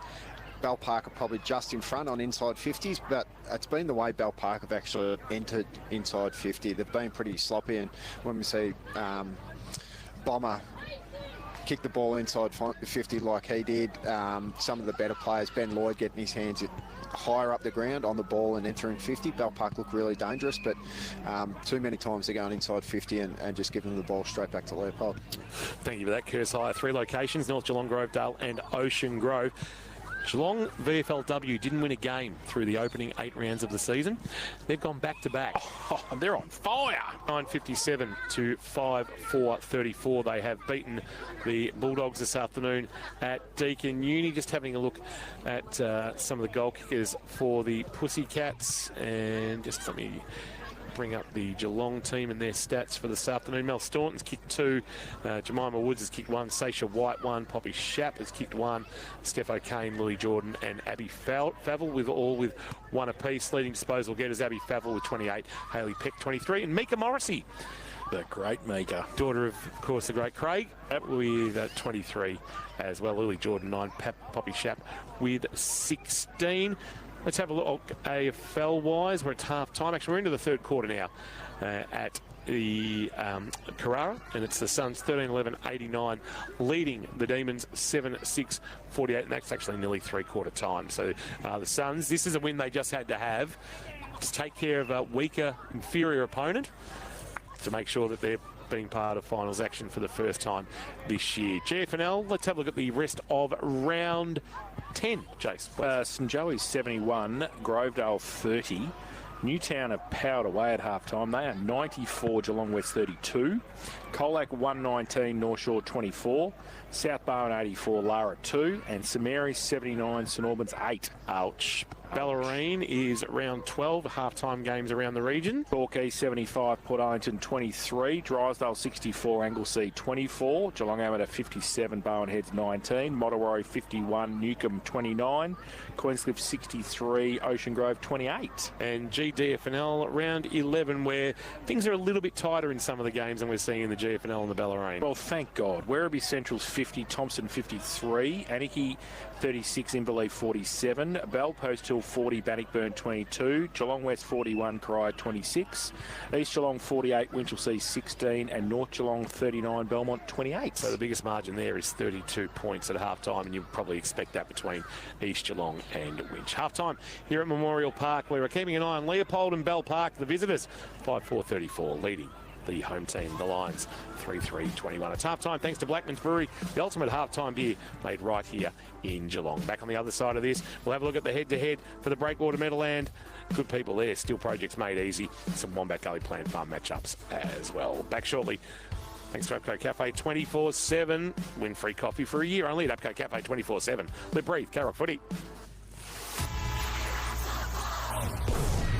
K-Rock's Tim and Jess. So they're calling it a mini-moon. Essentially, it's just like a small asteroid. It's about 10 metres wide. It's coming so close to the Earth that it's getting picked up by the gravitational pull. And it's going to do one loop and then get flung straight back out into the universe. Yeah. But can we give it a more catchy name than Murray the Moon? Murray the Moon. There we go. Excellent. That's all I needed. They're expecting Murray to start his orbit as of September 29. That's nice. Now I'm worried for Murray. The Murray worry is quite high. Thank you very much. Voted by a panel of their peers to most likely make you laugh whilst driving home in 2025. Tim and Jess on K-Rock. Your future, your hands. Study at the Gordon. Since a bloke named Bill started cutting timber in a mill back in 1980, Barwon Timber's been the builder's best mate ever since. Whether you're stick framing or need prefab frames and trusses, Barwon Timber's got what you need for every building stage. Geelong owned and operated with trade quality products in stock, ready to go. Barwon Timber, Fellmongers Road, Breakwater. The team that builders just keep coming back for. I'm going down to Barwon Timber. Hamlin Homes, with over 40 years of commitment, building homes throughout Geelong and the Surf Coast. Hamlin Homes is family operated, born, raised and living in Geelong, and committed to thriving into the future. Committed to building quality, sustainable homes. Committed to supporting you throughout your building journey. Hamlin Homes, built on a commitment to local trades, using premium quality materials, including a roof made from Colorbond steel. Hamlin.com.au, CDB-U 52938. All this footy making you peckish? Time for some Zambrero feel-good mix. Incredible burritos, bowls and nachos. Cook slow and serve fast with only the freshest, most delicious ingredients. Plus, when you buy a regular or big burrito or bowl, Zambrero donates a meal to someone in need through the Plate for Plate initiative. Feel extra good about every bite. Grab your Zambrero now. Geelong West, Ocean Grove and Torquay. Or order online so you don't miss any of the action. Zambrero, feel good mix. At Harvey Norman, Corio and Warren Ponds, meet the next generation of computing power, the new Intel Ultra processors. With AI and Windows Copilot, these computers have never been faster or smarter. For technology that's not just ahead of the curve, but bending the curve, talk to Geelong's experts in tech and discover how you can upgrade your world. Harvey Norman, Corio and Warren Ponds, proudly bringing you the future of computers, now. Have you had a car accident and needing it repaired now? With Sheen Panel Service, you don't need to wait, Geelong. We will pick up and drop off your car. We will provide an accident replacement vehicle.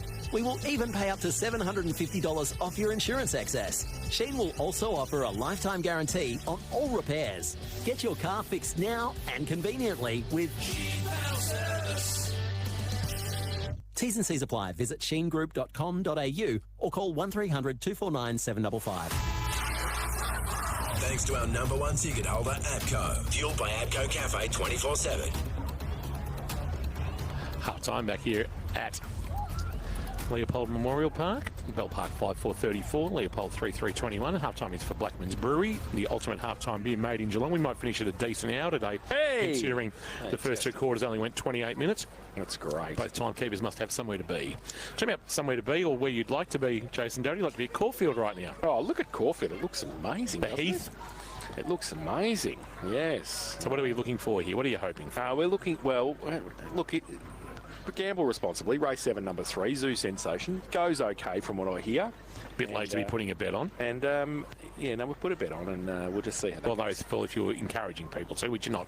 No, I'm not. No, absolutely not. No. Do what you need to, but, Can I just say very quick congratulations to Queenscliff Football Netball Club. They had Yelena Dokic as a guest speaker yesterday. She was good, wasn't she? I told you. Outstanding. How good is she? She got 2 standing ovations. Yeah, she's good to listen to. So she got one after she finished her, I think she spoke for 45 minutes and did not draw breath. Yeah. Didn't stumble like she was. Would have been able to hear a pin drop in the room. Correct. That's an amazing story, though, doesn't it? Oh, yeah. And then she answered questions for 20-25 minutes from the crowd. Good. And another standing ovation once she'd completed that. It was quite incredible to see. Ro, you're looking at the head-to-head for Breakwater Meadowlands. Still projects made easy. What have you made of the Wagner-Birmingham impact on this clash? Yeah, so I think Birmingham probably worked his way into the game in that second quarter. As we said earlier, Wagner getting attention from Dawson probably hasn't quite had the impact he would most weeks, but he's still having a say in proceedings. So if Dawson can nullify him in the second half and Birmingham starts to impact the game like he did in that second quarter, the game could go Bell Park's way quite quickly. How does Luke Kelly get his team to open this contest up? I think they've got to just spread the ground a bit more. They look like they're owning the outside a lot of the times, Leopold, but they're still trying to take those really pretty kicks through the middle of the ground instead of taking the space that's actually provided for them. So sometimes you've got to take what the oppositions give you, and instead of trying to play your standard way, you've got to actually adjust and try and get the ball back onto your terms. Players are in position for this third quarter. We're actually going to start the second half around 3:30, which has been a rarity this year in GFL football. Umpire Irvin holds the ball aloft. Third quarter action thanks to Barwon Timber. And to get us underway, here's Jace. So the ball goes up. Nihel gets it down. Back through the middle, Fearley. Can he pick it up for Leopold? He can. And then he gets wrapped up straight away. Matt Jackman comes in. And there will be a secondary bounce. Umpire Irvin will put it in the air. Bumstead gets it down. Porter to run onto it. Blind turns, gets a handball away under pressure. Scott's there, Wagner. He gets a fresh air shot. Now through the middle, Pearson. Trying to get out for Bell Park. Ball kicked, smothered. Giddings coming the other way for Bell Park. Now they go towards centre half forward. Leopold, they're going to get 3 or 4 across there. Pepper first. Gets wrapped up through the ball out. Umpire said play on. Still in dispute now. And I think he might have to come in and ball it up. He will. As you're now going in the straight. It's coming with a burn at the end, and it's going to not win because the jockey can't get it over the line. And yes, he can, and he's done it. Zoo Star wins. What do you know? Which one? Zoo Sensation. Sensation. Sorry, not Zoo Star. And Jason Doherty's very happy. 3-3-21, 5-4-34. Third quarter action thanks to Barwon Timber. Geelong owned and operated and building better since 1980. Jace has just invested in a new house. Kick inside forward 50. He'll be off to Barwon Timber. This is chance here for Pearce. Tackled by Sheen. Handball release to Lamb. Lamb on his right to the goal square. McLean back with the flight. It's off hands and will roll through for a behind. So the margin now 14. That's a game high lead for the Dragons. 5-5-35 playing 3-3-21. And we've gone, that time clock's not correct, we've gone about 2 minutes into this third quarter of action on the Barwon Foods time clock. Barwon Foods sells the freshest fish direct to you, Donga Road, North Geelong. Bird just takes off from his defensive goal square with a bounce. Chase is just calculating his winnings. Kick to the wing, wanting get him standing tall, taking a good mark. Here's Jones. Jones dinks a kick over the top and finds Birmingham. And he's just coming into the contest. Birmingham swings onto his right boot. It's a shank off the boot. Rolling ball into the right forward pocket. Sarcevic attacks it. Couldn't take it cleanly. Chance for Wall. Handball over his head. Thompson. Pepper. Quick release. Missed McLean. It'll roll towards the boundary line. Will it go out? McLean tried to knock it back to Wall. And, insufficient intent is paid. He was trying to knock it back to a teammate. It's gone out of bounds. And the free kick belongs in the right forward pocket to the Dragons. That's a tough one. They're trying to make a play on the ball to clear the ball out of the area, and to have a free kick paid like that, it's pretty tough going. Tight angle. Right forward pocket. Northern end of the ground. Suiting the left foot, but missing to the near side. Missing everything and going out of bounds on the full. That kick coming there. I think it might have been Fraser Maris. In fact, Hamish Dawson. And out of bounds on the full. And a free kick for Pepper in the left back pocket for the Polders. Condiment as Mitch Burgess off in the hands of the trainers as well. We'll get down to Birchie shortly. Ball spills free. Feely gets it from half back for Leopold. He goes towards half forward. Benstead comes back. He needs Jones and Sporting gets him. Wearing the unfamiliar number 48. Goes with a spiralling kick. It's okay. Off a step. Lloyd, 65 from goal. Goes towards Hicks. Filling the space. Dawson, be careful. You'll get absolutely smashed by your teammate, but Hamish Dawson has taken the mark and a much easier set shot for goal from 35 out, 45 degree angle. Down to you, Birchie. Yeah, Mitch Burgess has come off. He looks pretty dejected. It's a groin issue, so that is going to be a big blow with that run and dash of his off half-back. Split ends was wrong. History does repeat. Mitch Burgess got injured in the clash with Bell Park at Hamilton Park last year. No, injury update thanks to St John of God Hospital, caring for our community for over 50 years. As Hamish Dawson is going to have a set shot for goal for Bell Park 6. He comes in this time and it was the worst looking kick off the boot. He had to wait an hour and a half to get it over the goal umpire's head, but he did in the end and put it through for his first. And they go to 6-5-41. They lead Leopold 3-3-21. Bowen Timber, K-Rock, third quarter scoreboard. Geelong owned and operated, building better since 1980. Bell Park's pressure to start this third quarter's been fantastic, and every time Leopold looked like they've got a bit of space, Bell Park shut it down really quick, and they're actually looking a little bit more dangerous coming inside 50. I think the Chinese tonight, Jace, by the looks of it. I think they might, I don't know. Kingy, we might be having lunch during the week, I think. Ball into the air. Tapped down one by Nihill. Chance here for Riley Stone, who's gone into the middle. High spinning ball. Inside forward 50. Needs a mark. Scott hasn't had an influence on this contest after 5 goals last week. Ash dived on it. Couldn't get it out. That'll be holding the ball. And that's the correct interpretation. When you dive on the footy and reel it in and don't get it out, that is a free kick every day of the week. Hollard will be the recipient. Goes short to Reid. Reid back to his defensive goal square. And Wilson Mack, who seems to be playing more behind the footy this year than last, to Mick Waters, who marks in the right back pocket. He's called to play on. He want to take on Hawker. Hawker's got him and slung him, and that's holding the ball. I don't know whether Hawker might have hurt himself there. He says he's going to have a shot at goal. I don't know whether he's just saying to settle things down. So the first game up, Henry Hawker. It's a fantastic name. Last played April 2023. With Robe in the South East League in South Australia. He's going to step out on the J-curve, snap, and just got the carry. And they'll get to him. That is a Metricon goal of the day. No, it's a free kick on the line. So obviously, whatever the Shepherd was laid on the line, there's been called a push. And Henry Hawke is going to have to wait a little bit longer, and Leopold is still going to trail by 20 points. 3-3-21 Leopold, Bell Park 6-5-41. Score does not change. Jones with the free kick, goes long to the outer side half-back flank, over the back Sheehan, but couldn't stop it. Pearce took the mark. That half-back for Bell Park. He'll be called to play on if he doesn't shortly. He does now. That half-back goes long with the kick. Sheehan goes up for Leopold, can't take the mark. Ball spills to the pitcher. He gets it away to Feely. The Lions back towards half-forward. Over the back Benstead, couldn't take the mark. Scott came back, and there's a hold against Scott, and he's going to go to Steve Benstead at half-back for the Parkers. Steve Benstead got the Leopold sport. He's in his keeping already. Short to Pearce. Pearce a handball off. Run provided from behind by Merkovic, driving ball towards right half forward. The ball sit on its point after bouncing, coming through and crunching the pack was Pepper.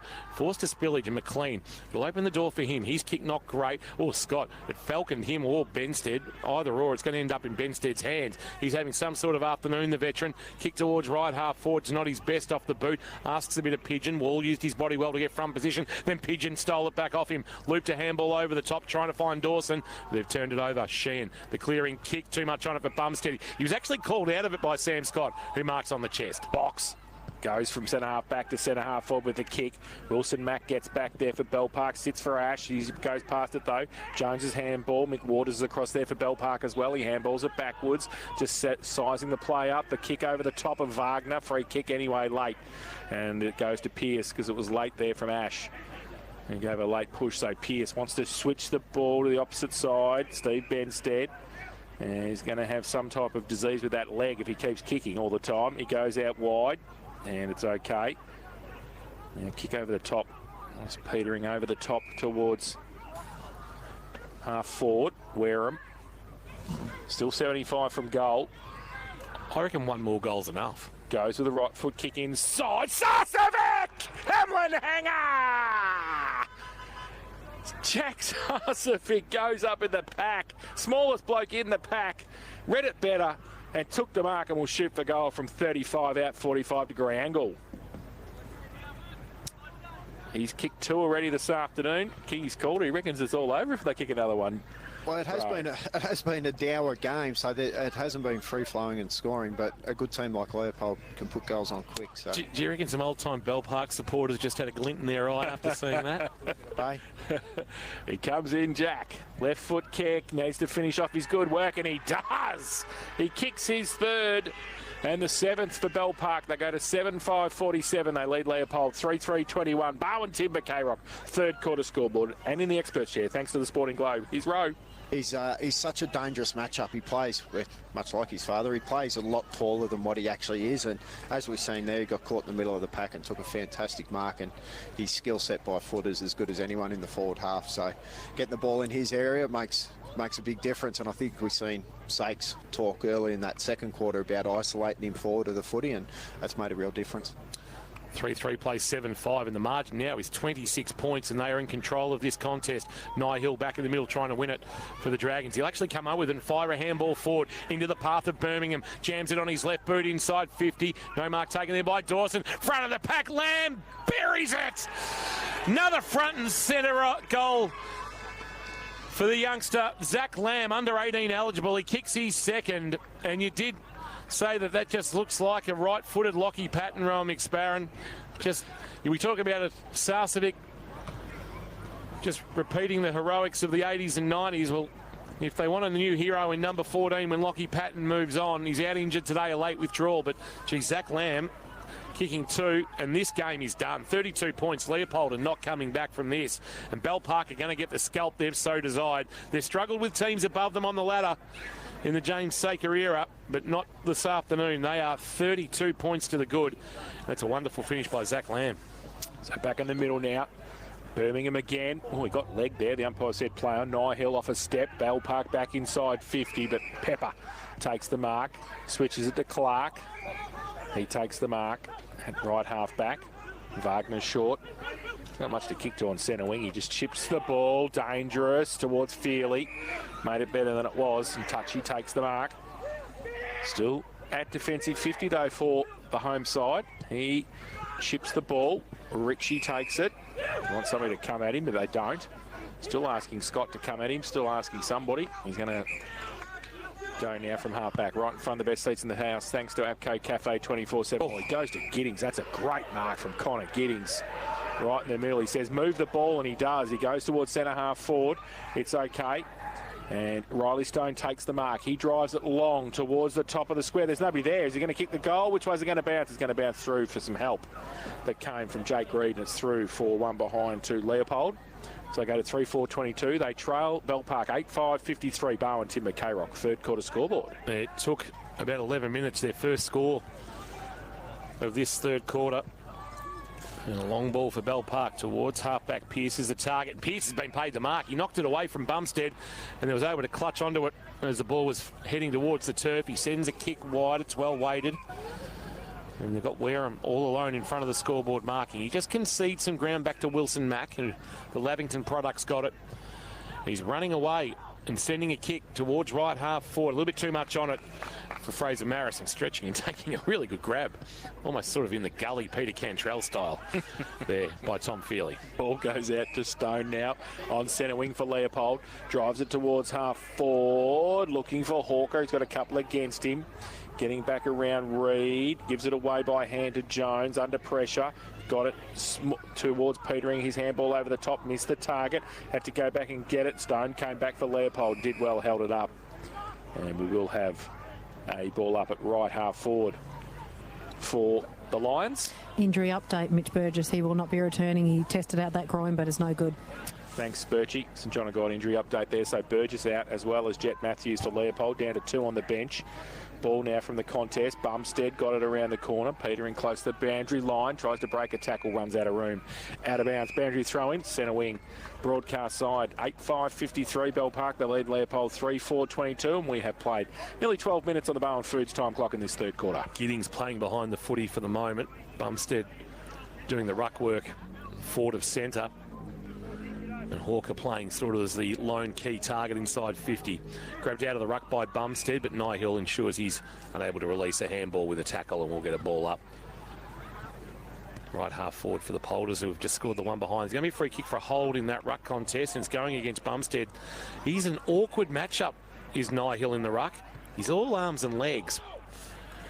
Ollie Hicks wants it along the line, but Nihill's going to concede some ground back, and chance here to build Scott into the right back pocket.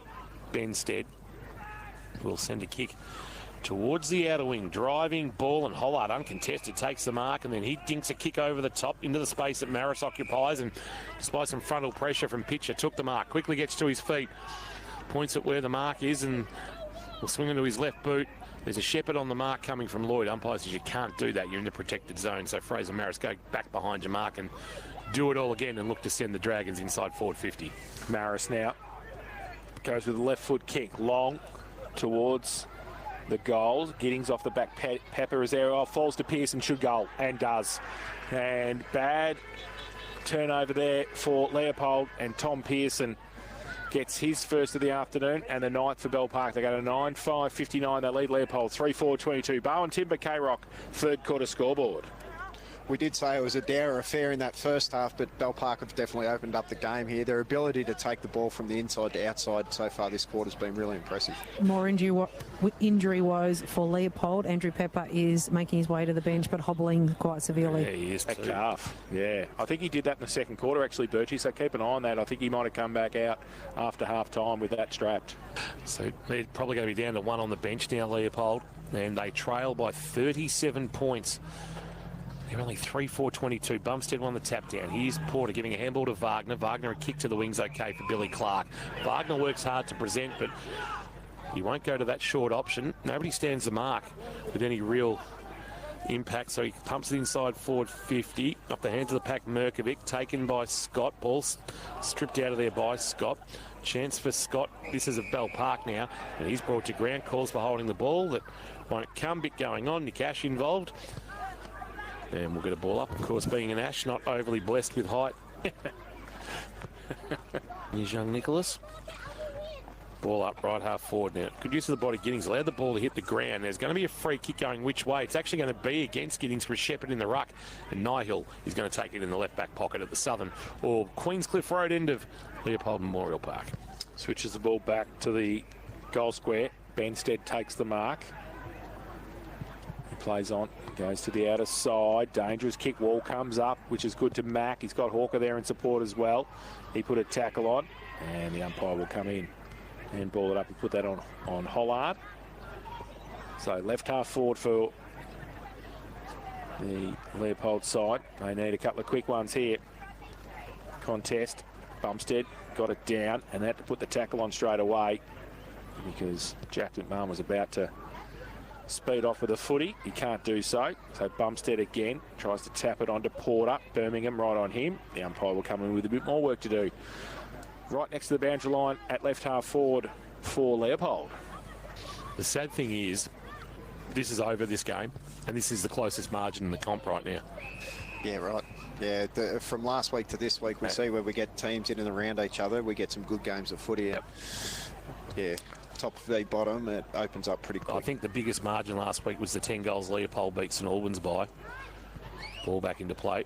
Tapped down by Nihill, who's been big this afternoon. Wagner trying to impose himself for Leopold on the contest. A high kick inside forward 50 off the hands of the pack, Billy Clark. And he take the footy he can, but he can't get it on the boot quick enough. And then in the end, he does jam it on there.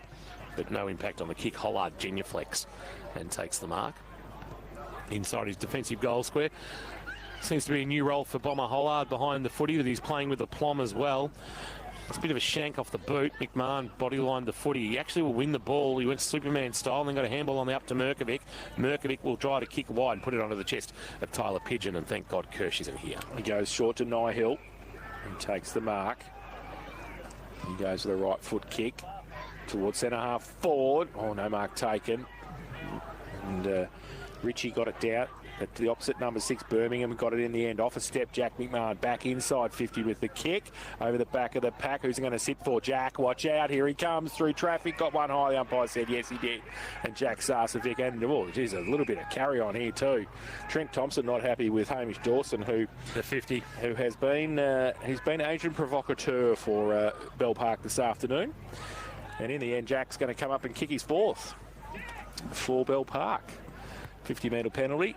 Walks into the goal square, kicks it over the JG King home sign here, and they go to 10-5-65 now, Bell Park. They lead Leopold 3-4-22, Barwon Timber, K-Rock.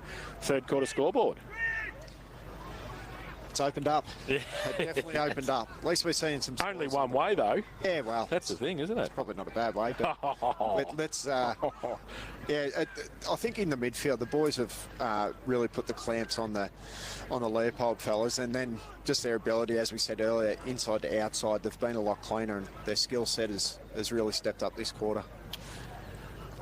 It's got a real feel of the same clash at Hamlin Park last year, where the performance of Leopold just seemed to be so un-Leopold-like. And there was injuries, and of course Mitch Burgess got injured that day, and he injured again. They're winning their share of clearances out the middle. Wagner dragged down the tackle. That should have been holding the ball. Handball out of the pack might have been by Porter, who's doing all he can to lift his team. Bumstead lays a tackle. Ollie Hicks is going to jam it on the boot inside forward 50. Bouncing ball's going to sit for Pitcher. He's had to go back behind the footy with Pepper off. McLean a wide ball, and Billy Clark will mark just inside defensive 50 for the Polders.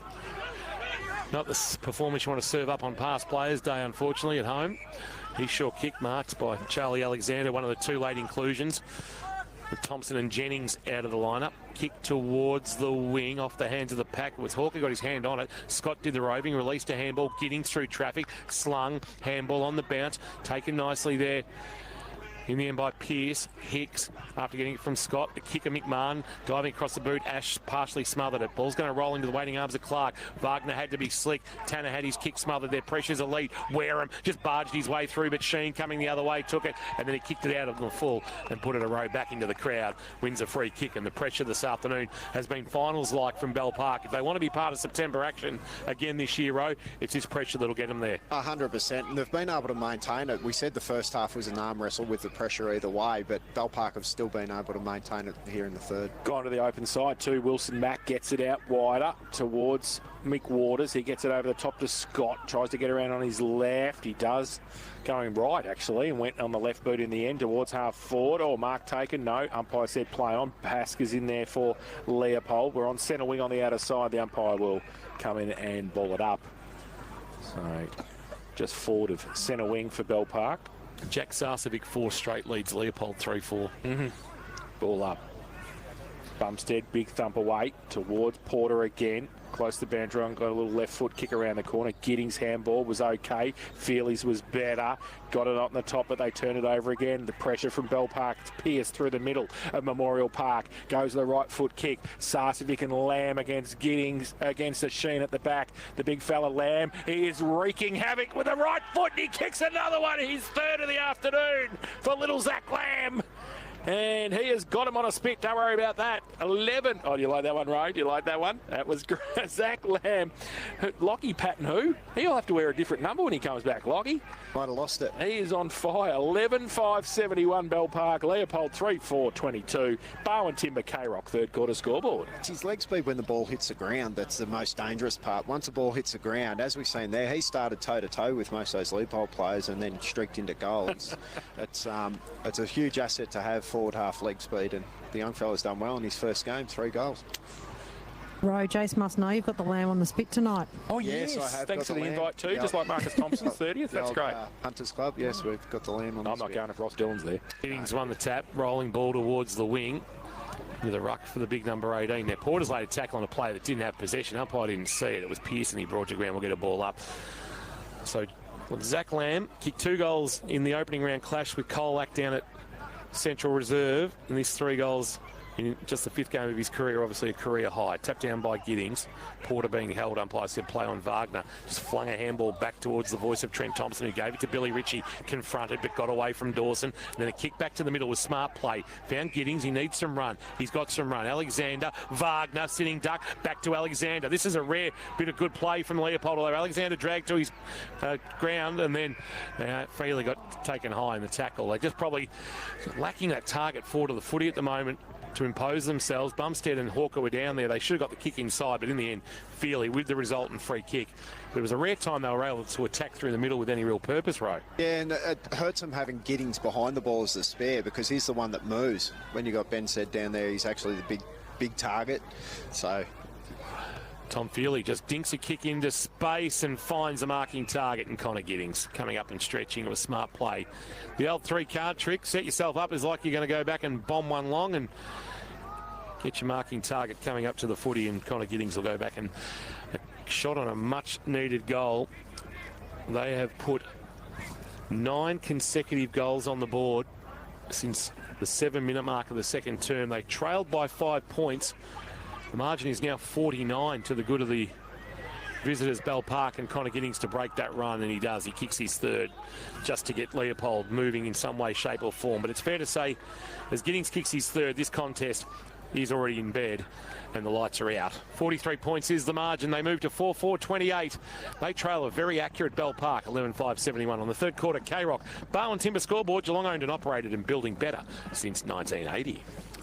We talked about having that target coming, so Giddings is now going back to be the spare again. I know he's going into the ruck, but he worked all the way from centre half back then, worked all the way forward to come at the footy. That's what they were lacking going forward in the first place. Back to the middle. Nihill goes up, gets it down beautifully to Birmingham. Goes left, goes right, comes back on his left handball. Now they go towards half forward with the kick. Sheehan pushed past the football by Pearce. You don't see that too often. The Undertaker pushed past and Pearce takes it at left half forward. 55 from goal. Goes towards the square. Sarcevic used the body! Sarcevic has been paid the mark, and Jack's putting on a clinic this afternoon up forward. And he's taken it 15 out from goal. Well, he just surrendered the lead to Leopold and he's going to take it back. He is. He's kicked 4. This is for his 5th. And, well, shades of the old man here. This is beautiful play by him. Just one out. Used the body beautifully. And he's dead set in front. Left foot kick. Kicks the... Geez, he made the goal umpire work a little bit, but he got it. And 5 for Jack. They go to 12-5-77. They lead Leopold 4-4-28. Barwon Timber K-Rock third quarter scoreboard. Geelong owned and operated building better since 1980. It's definitely opened up in the third quarter. We've seen a few, obviously it's been a lot of Bell Parkway, but even that last entry inside for Leopold, the actual ground opened up and they were able to come at the footy. So whether boys are getting a little bit tired or we're actually starting to see some flowing football, it's actually been better than watching this third quarter than the tough watch of the first half. I know it's great to see him in form, but it's these performances as Birmingham did the roving to ruck contest, and he tried to give a handball off, but he sold a teammate in Maris up the river. He got bumped off the footy, and Leopold will turn it over. Ash will kick it towards forward 50 on the lead coming out. Hawker just couldn't complete the mark. Ball at ground level. Chance for Porter. Over there, McMahon as well. He's brought to ground and going nowhere. We'll get a ball up. But this performance is the one that Mark Corrigan's looking at and going, well, back you come to the VFL, Jack. Yeah, for sure. Yeah, and, you know, we know Leopold's been a solid team for the last 4 or 5 years now. To do it against a quality opposition's a fair effort. Chance here for Birmingham to give a handball to Benstead, who's been outstanding this afternoon. McMahon's kick wide, out there taking the footy is Hollard. Had a solid afternoon. Confronted by Wall, ran himself into trouble, but time to get a handball back. Reed snaps a kick over his left shoulder towards the wing. They fly, knocked away by Sheen. Couple of attempts and then jammed on the boot by Pitcher. But his kick was poor off the boot. Standing tall is Lloyd, who's had a good afternoon as well. He marks on the chest, and we've got more injury issues, and this is a real worry, Birchie. Yeah. I reckon Tate Porter's clutching at a left shoulder. He is. Tate Porter's also gone down heavily and clutching at that shoulder. Does not look too good. This is an afternoon Carnage. that we might reflect on, going where it all went haywire in the search for a hat-trick of premierships for the Polders. They're waiting for him to come off too. They've had to stop the play because he was in the middle. He's running off under his own steam with the trainer, but he's been called. They've been called to play on now. So they go Bell Park towards Hicks on centre wing. They take Porter coming off the ground. He plays on Hicks as the siren sounds to three-quarter time. So at three-quarter time, Bell Park are broken open this game. 12-5-77. They lead Leopold 4-4-28. Kicking 7 goals to 1, and any demons from last week where they led by 23 and lost by 23 to St Joseph's have been well and truly buried here at Memorial Park. 12-5-77 plays 4-4-28. We're going to take a break from here at Memorial Park. Thanks to APCO Cafe 24/7. Win free coffee for a year. But breathe. Carrot football. Tom, Lee and Loggy, Geelong's favourite way to wake up. So if you have trouble bending, stretching, putting on socks as you get older, or if you were injured, so I've seen this hack. I could use this. Yeah, I know. Because I have to roll on my back at the moment and kind of hook one on my big toe and just anything like that, just to get it started. Of course you do. This is my school. This is my school. This is my school. This is my school. This is our stadium.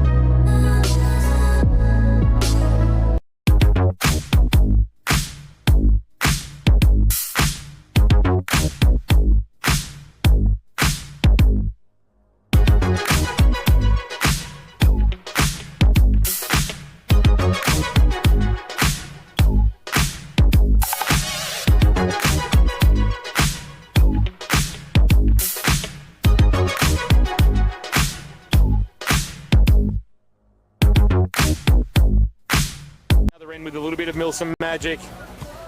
Tap one down to the front of the pack. Bowls recovered. Oh, loose footy. Clark out of midair. Kung Fu style. Jackie Chan, Declan Clark. And the margin's back out to 25. 3 for Decker. And then we wore the pride. And then we joined the brothers. And now we're on their side. Whoa, the heart and soul.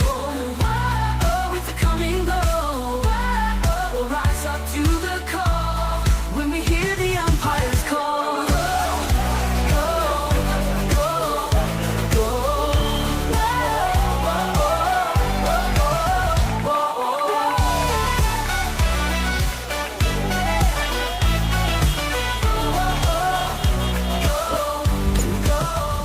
go. Keep coming back, Paul. I'm going down to Barwon Timber. Thanks to our #1 ticket holder, APCO. Fueled by APCO Cafe 24/7. Three-quarter time here at Memorial Park. It is Bell Park 12-5-77. They've powered to the lead. Leopold 4-4-28 at the last change. Jack Sarcevic with 5 goals. At Zach Lamb with 3 leading the way for the Parkers.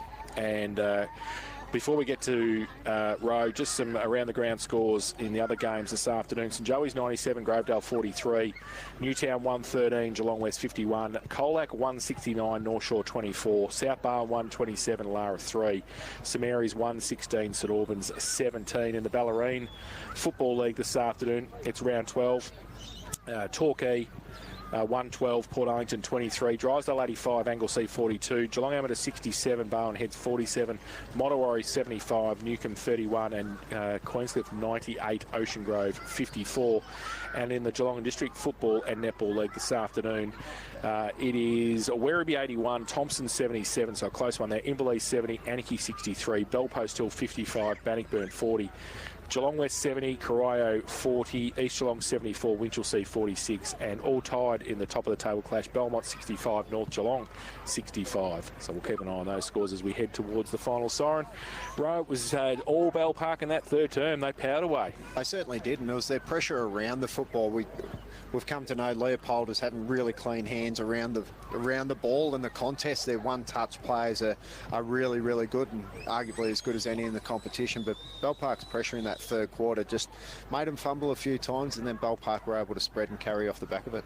Their pressure between the middle of the ground and their half-back flank, or Leopold's half-forward flank, was just, that was exemplary, wasn't it? They were just able to turn that ball over and whack, they were gone. Yeah, and it was the first person in that had a real impact on that turnover. That sometimes they are able to be stepped or get that handball away, but the first one in made a real impact on that pressure. Birchie, down to you. I think you might have Luke Kelly with you. I do. Well, Luke, we were commenting at the start of the game how some of your stars were out today, but you've been hit with injuries today. There's 3 out. You've only got 1 rotation on the bench. Really, really tricky, but you've urged the players just to keep it after the game and, not to obviously just lie down and roll over. Yeah, the game throws different challenges at you all the time, and today it's just going to be it's a personnel thing, but at no stage, and I don't think any of our players have that in them to roll over, and so we're just going to keep taking the game on. Again, we're not at the end of the year. We've got to be able to continue to be positive and get something out of the next 30 minutes, and I'm pretty bullish about what these boys will be able to do in the next 30.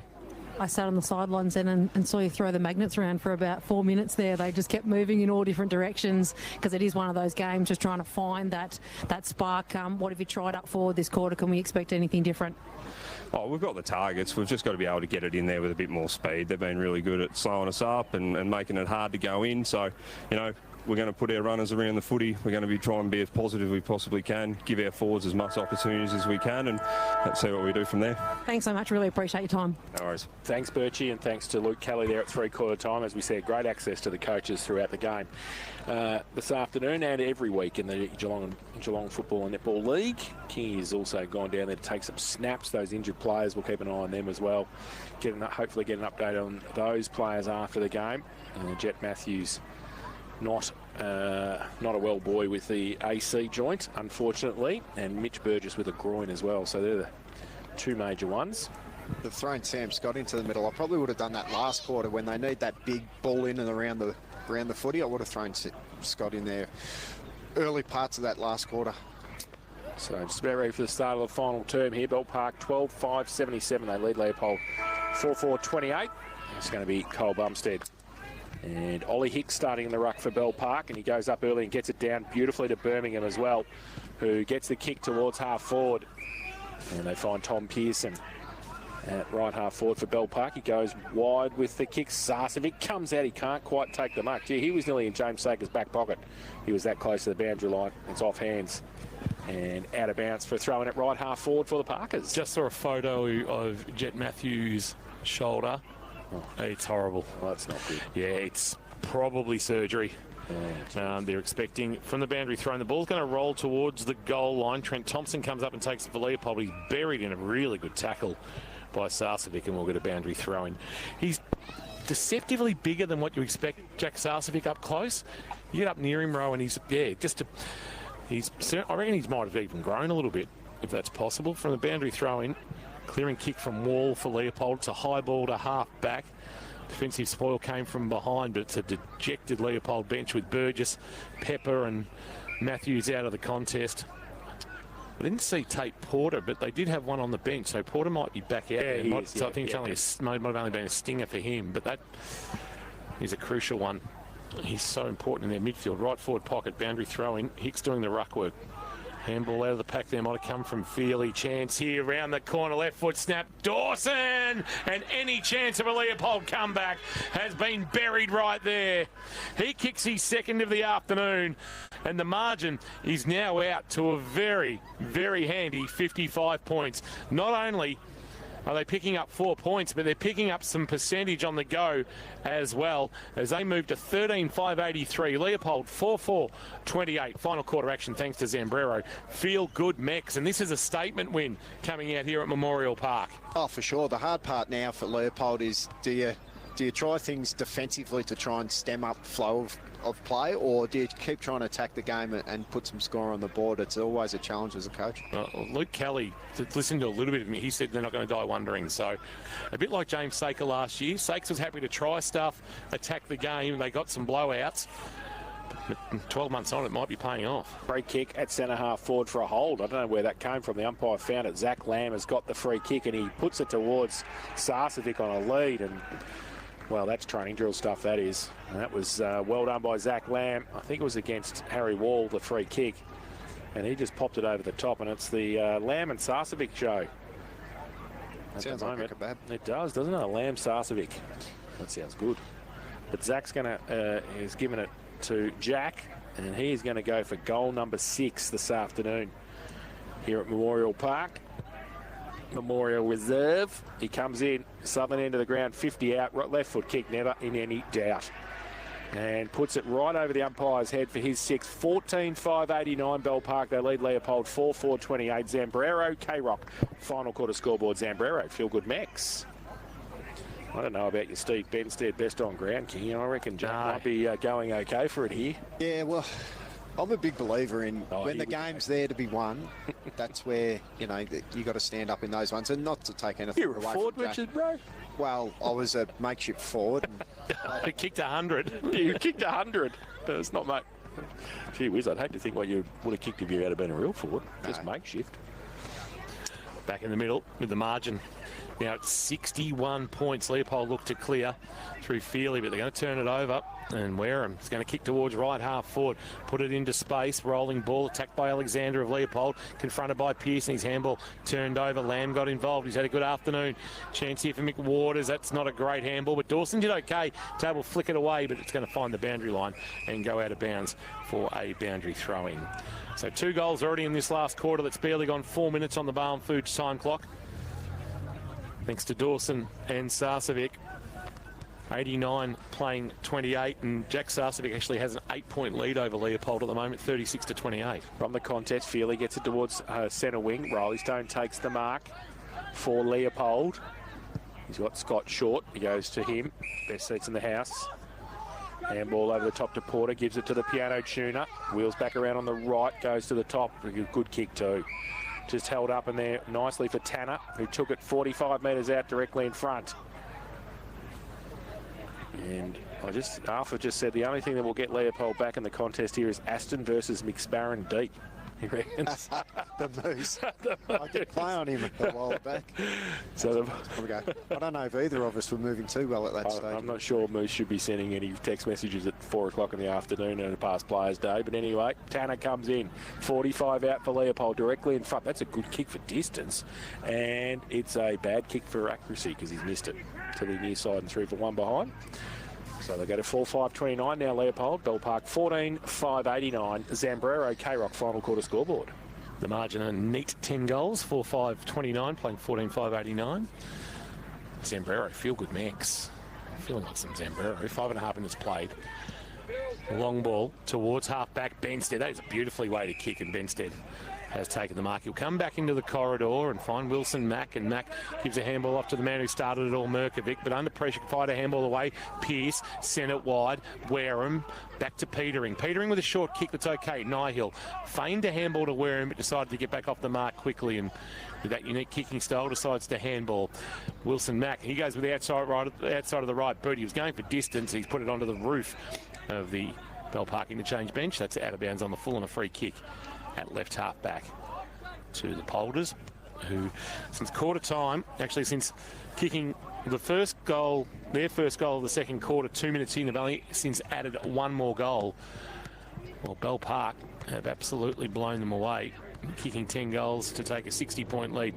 From the free kick to half back, it was taken back by Pigeon, who gave a handball off at close quarters, and out of bounds. We'll get a boundary throw in. What have been Birmingham, who I think he might have handballed it to Birmingham. Is Birmingham actually on the ground? I reckon he might have handballed it to him thinking he was on the ground. He was on the bench. Ball from the ruck contest comes to the front, and Wagner is rolled over the boundary line. The grumpy ones kick 7-2 at South Barwon, I see. Fraser, F-Fort. He's going okay. He's having a nice afternoon in front of goal, just like Jack here at Bell Park. Ball up at half forward. Bumstead sort of got it down. Fraser Morass, he got it down. And then the umpire's going to come in and ball up. Big pack around Wagner. So right half forward for Bell Park. Nihill will come at it with Bumstead. Bumstead gets his own. Nihill gets it down nicely, but rowed by Feely. Goes on the left towards the middle. Giddings gave it a little bit of a shove from Riley Stone's side and centre was good. Tanner got a quick kick past the Undertaker. And it doesn't go to him. Now Petering at half-back. Draws a player, gives the ball away quickly. Oh, fresh air shot nearly from Jones. Feely put his teammate Ash under big pressure. The umpire says, I am going to ball that up because he's not going anywhere. He's literally been buried in Memorial Park there. That's been a real feature of Bell Park's game today. That first tackle just hasn't let go. It's been really good to see. So the ball. Feely leaves it behind. Now Nihill got it on the up, did well. They got it out to Wareham, who runs through centre wing, takes a bounce right on the boundary line, drills it towards half forward, and I think he might have got collected afterwards, and he did by Ash, who's had the angry pills this afternoon, Nick Ash.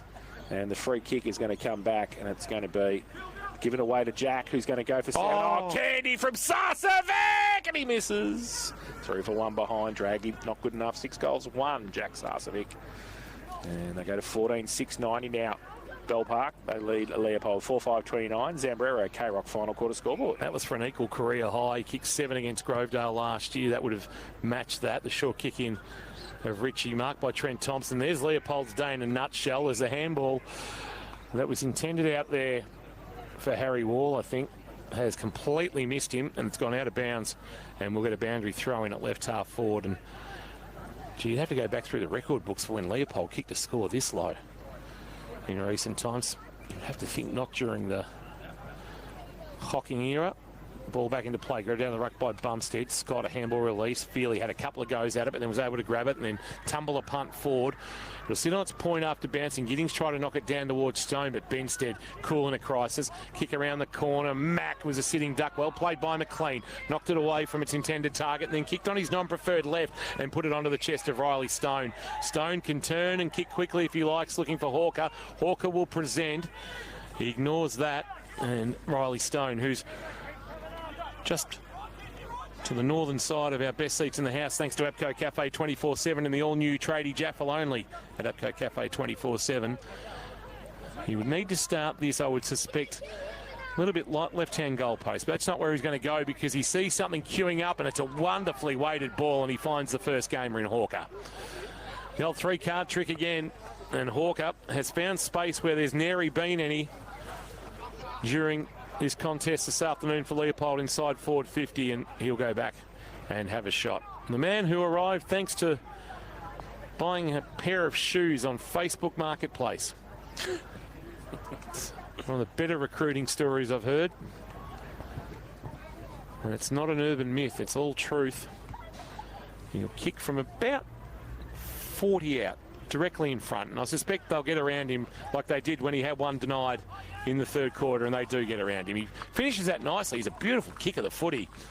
Kalapai had to work a little, but not much. And that is Leopold's 5th of the afternoon. They improved to 5-5-35. The margin is 55 against an accurate Bell Park. 14-6-90. Final quarter action thanks to Zambrero. It's Feel Good Max.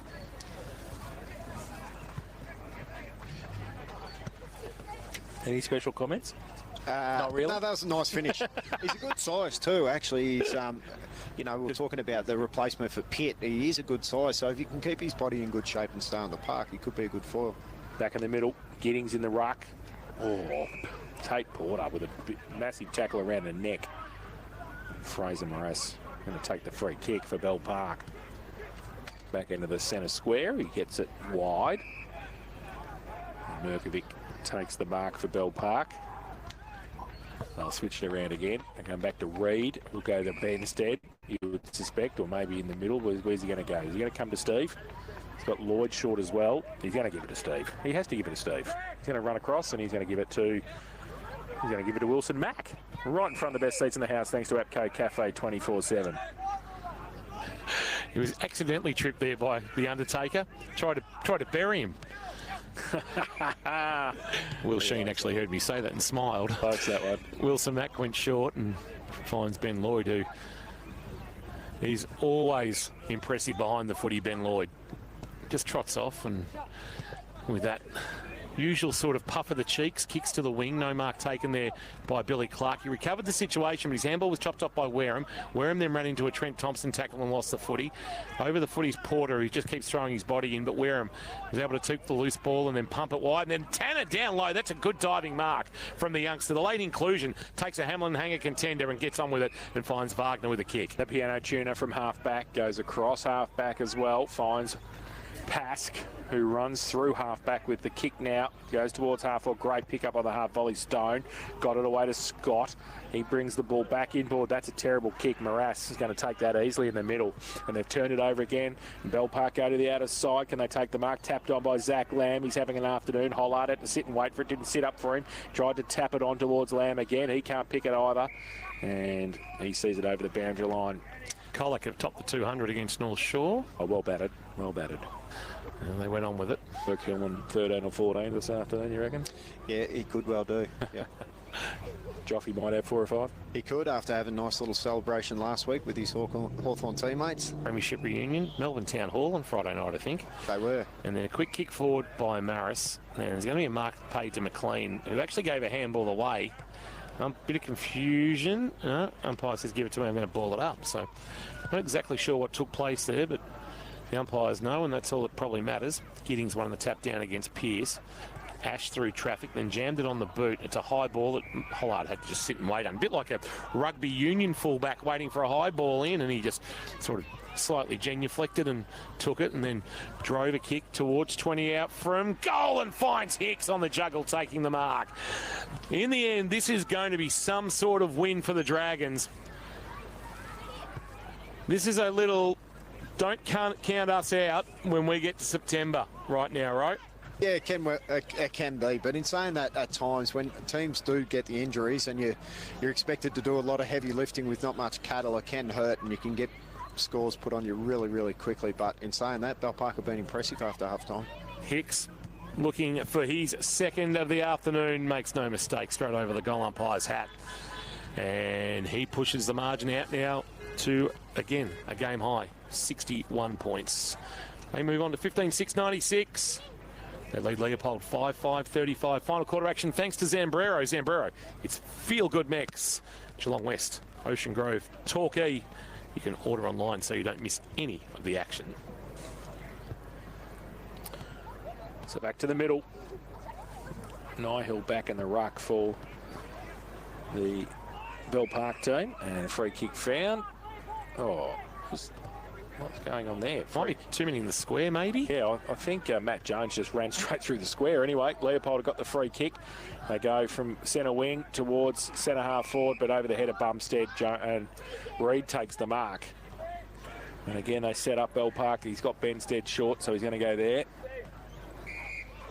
Mark number 35. Yeah, he's just taking it out of him today, Steve. And Scott McWater short. They've has to go long this time towards a pack. Big pack there too. Niall's got a couple on him, but he does pretty well. Couldn't get the ball free. The umpire will come in and ball it up at half forward for Bell at 4. Fair to say a cracker going on at Winter Resort. Yes, the line's 1v2. Line 71. The Magpies 66. Nihill winning the tap down. Ash doing the roving, couldn't release. Good tackle. Maris will get a ball up. So just slightly forward of the wing, favouring Leopold, and they trail by 61. Tap down Nihill. Oh, trying to barge his way through Maris, but he took one high from Nick Ash, which is a fair effort by Nick Ash because he's the shortest man on the field. And Fraser Maris has it at right half back. Got to go back a while to see when Leopold have been dispatched like this at home. Concede some ground back to Steve Benstead, and then Benstead goes very wide with a well-weighted ball and finds Jones, and Jones ginks one over the top and taking the mark out there. Here's Jonty Scott, the debutant, but his kick not the great best, and in the end Leopold will rush it out of bounds and we'll get a boundary throw in at centre wing, or maybe just slightly forward, favouring Leopold. 15-6, 96, 5-5, 35. The Dragons well and truly in control, leading by 61. So throw in, Bumstead up against Niall. Niall from behind to the front. Goes to Pask now for Leopold. His handball towards Feely. We tried to give it away to Ash. In the end, he went further to Scott, who just thumped it on, gained 30 metres. Goes towards Hawker. Jones wraps him up straight away in the tackle at forward 50 for Leopold. And we're going to have another ball up. So the umpire, a bit more work to do for Bumstead. And Nihill favours Bumstead, gets it down, but Birmingham roves it. He gets the left foot kick, which is partly smothered. Pass can't keep it in, and we'll have a boundary throw in at right half forward for the Lions. So we played 17.5 minutes in this final term. Bowen Foods time clock.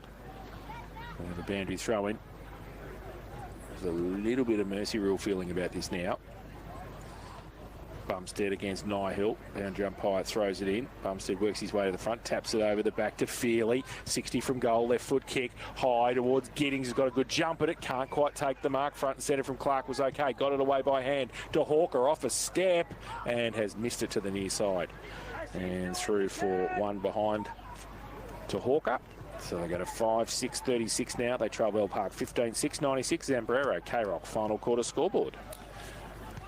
Feel good mix. Zambrero, Geelong West, Torquay, Ocean Grove. Water on line so you don't miss a moment of the action. Ben Lloyd just trots off into the left back pocket. What does he see? Anything he likes, and he does. And mark taken there by Birmingham. Birmingham gives it off to Lloyd. Lloyd then loops a handball over the top at left half back. There's a player amongst a massive bodies there, and it's McMahon. And McMahon then will pump a kick to the wing. Trent Thompson played it well, knocked it away from Hicks and out of bounds for a boundary throw in. We'll get a throw in at true centre wing. Or just slightly forward of. And as the sun starts to descend in the west, the scoreboard is a real illuminator on that outer side of the ground, and fair to say the crowd has thinned out a little bit too. Nihill, the tap down. Sam Scott, the roving, was able to free the arms, get a handball to Porter, who then gave it to Feely, who gave it to Billy Ritchie. Billy Ritchie off the centre wicket area. Pumps it long inside, forward 50. Back with the flight. That's a wonderful mark. Hawker showing us what he can do, and he'll go back and have a shot on his second. And if they can take something positive away from the contest row, that this bloke's got a little bit of ability. Yeah, they might have found one. He definitely comes at the ball really well, and that's a nice mark coming back with the flight. For the last 5 or 6 minutes there, Leopold have taken a forward and put him at the stoppage, given Bell Park the +1. But when you've got a forward taking marks like that, it really takes that extra out of play. Henry Hawker from Robe. Most recently, as we touched on. Lovely part of the world. A little bit earlier. Hasn't played in more than 2 years. Serious injury back in 2023. And hoping to have an impact in the second half of the season. And he's got his second. So good return for Henry Hawker. He's played it out well, and Leopold pull the margin back to 54 points as we tick into time on in this final quarter. Final quarter, K-Rock Zambrero scoreboard. It's Feel Good Max. Bell Park 15-6, 96. Leopold moved to 6-6, 42. Actually, no, 5-6, 36. No, I reckon I was right the first time. I know, you're right the first time. Margin back to 54. 6-6-42 in this final term. And Ollie Bridgewater, the tallest runner of all time, is just loitering on the outer wing and hopefully not too far away from playing. We might see him sometime in August. And wouldn't that be a good timing, just running into the finals if Bell Park are part of it. Back to the middle. Hicks in the ruck against Bumstead. Bumstead got it down. Riley Stone in the middle. He gets it towards centre half forward. The Undertaker up forward as well. He can't take it. Sheehan. Scott budges his way through. Gets around a couple. Gets past Birmingham. Left foot kick. Inside forward 50. Coming out Reed. Doesn't sit for him. Sits for Hawker, who drops the footy in the tackle. And he gave himself up there. And it was like the police are right on the doorstep. He said, no, I had to give myself up. And he gives the ball away. Goes to Merkovic now from Scott. They work it around Australia 2 style as usual. Bell Park. Right in the back pocket. Merkovic. He tells Petering to go up and get out of the way. And then he kicks into the car park. I think Benstead, oh, gee whiz, just took the mark, Steve. He was literally in the front of that car when he took it. Porter stands the mark, called to play on now, goes long towards half back. Hicks has to come. Oh, and he came, and Clark stood, and he copped one right in the back, Billy Clark. Hicks gives him a tap on the head and says, sorry, mate, because that is a big knee that he put in his back. Gives it away by hand to Britchie. He goes towards Feely. Oh, petering. Oh, he kicked that out of bounds on the full. No. Just nearly. And it's going to be a boundary throw in. So I've just noticed on the Bell Park jumpers up close, I've got the Zoe Kennedy Foundation on them, and also a little bit of purple piping around the sleeves and collar. So boundary umpire right in front of our best seats in the house for the all-new tradie Jaffel, only at APCO Cafe 24/7. Bumstead worked off it by Hicks, or dumped. It's a good tackle by Feely as he brings the youngster in Zach Lamb to the ground. He's had some sort of afternoon, 3 goals, including 2 in that third quarter burst. Bumstead the tap down. It's going to be a free kick for a hold in the ruck, and it's going to go to Leopold. And Kyle Bumstead was actually surprised. He gives a handball off. Feely, point of the square at left half forward. What's he got inside 50? He's got Giddings providing a lead and taking a mark. Geez, he's a wonderful aerialist. We could call it a Hamlin hanger, but that's just par for the course for Connor Giddings. When he gets a run and a jump like that, Rowe, he's one of the best to watch. Yeah, and he's long. He's got long arms, and when he jumps, he arches his shoulders, so he protects the flight of the ball really, really well. And we've seen it time and time again. He's a hell of a player.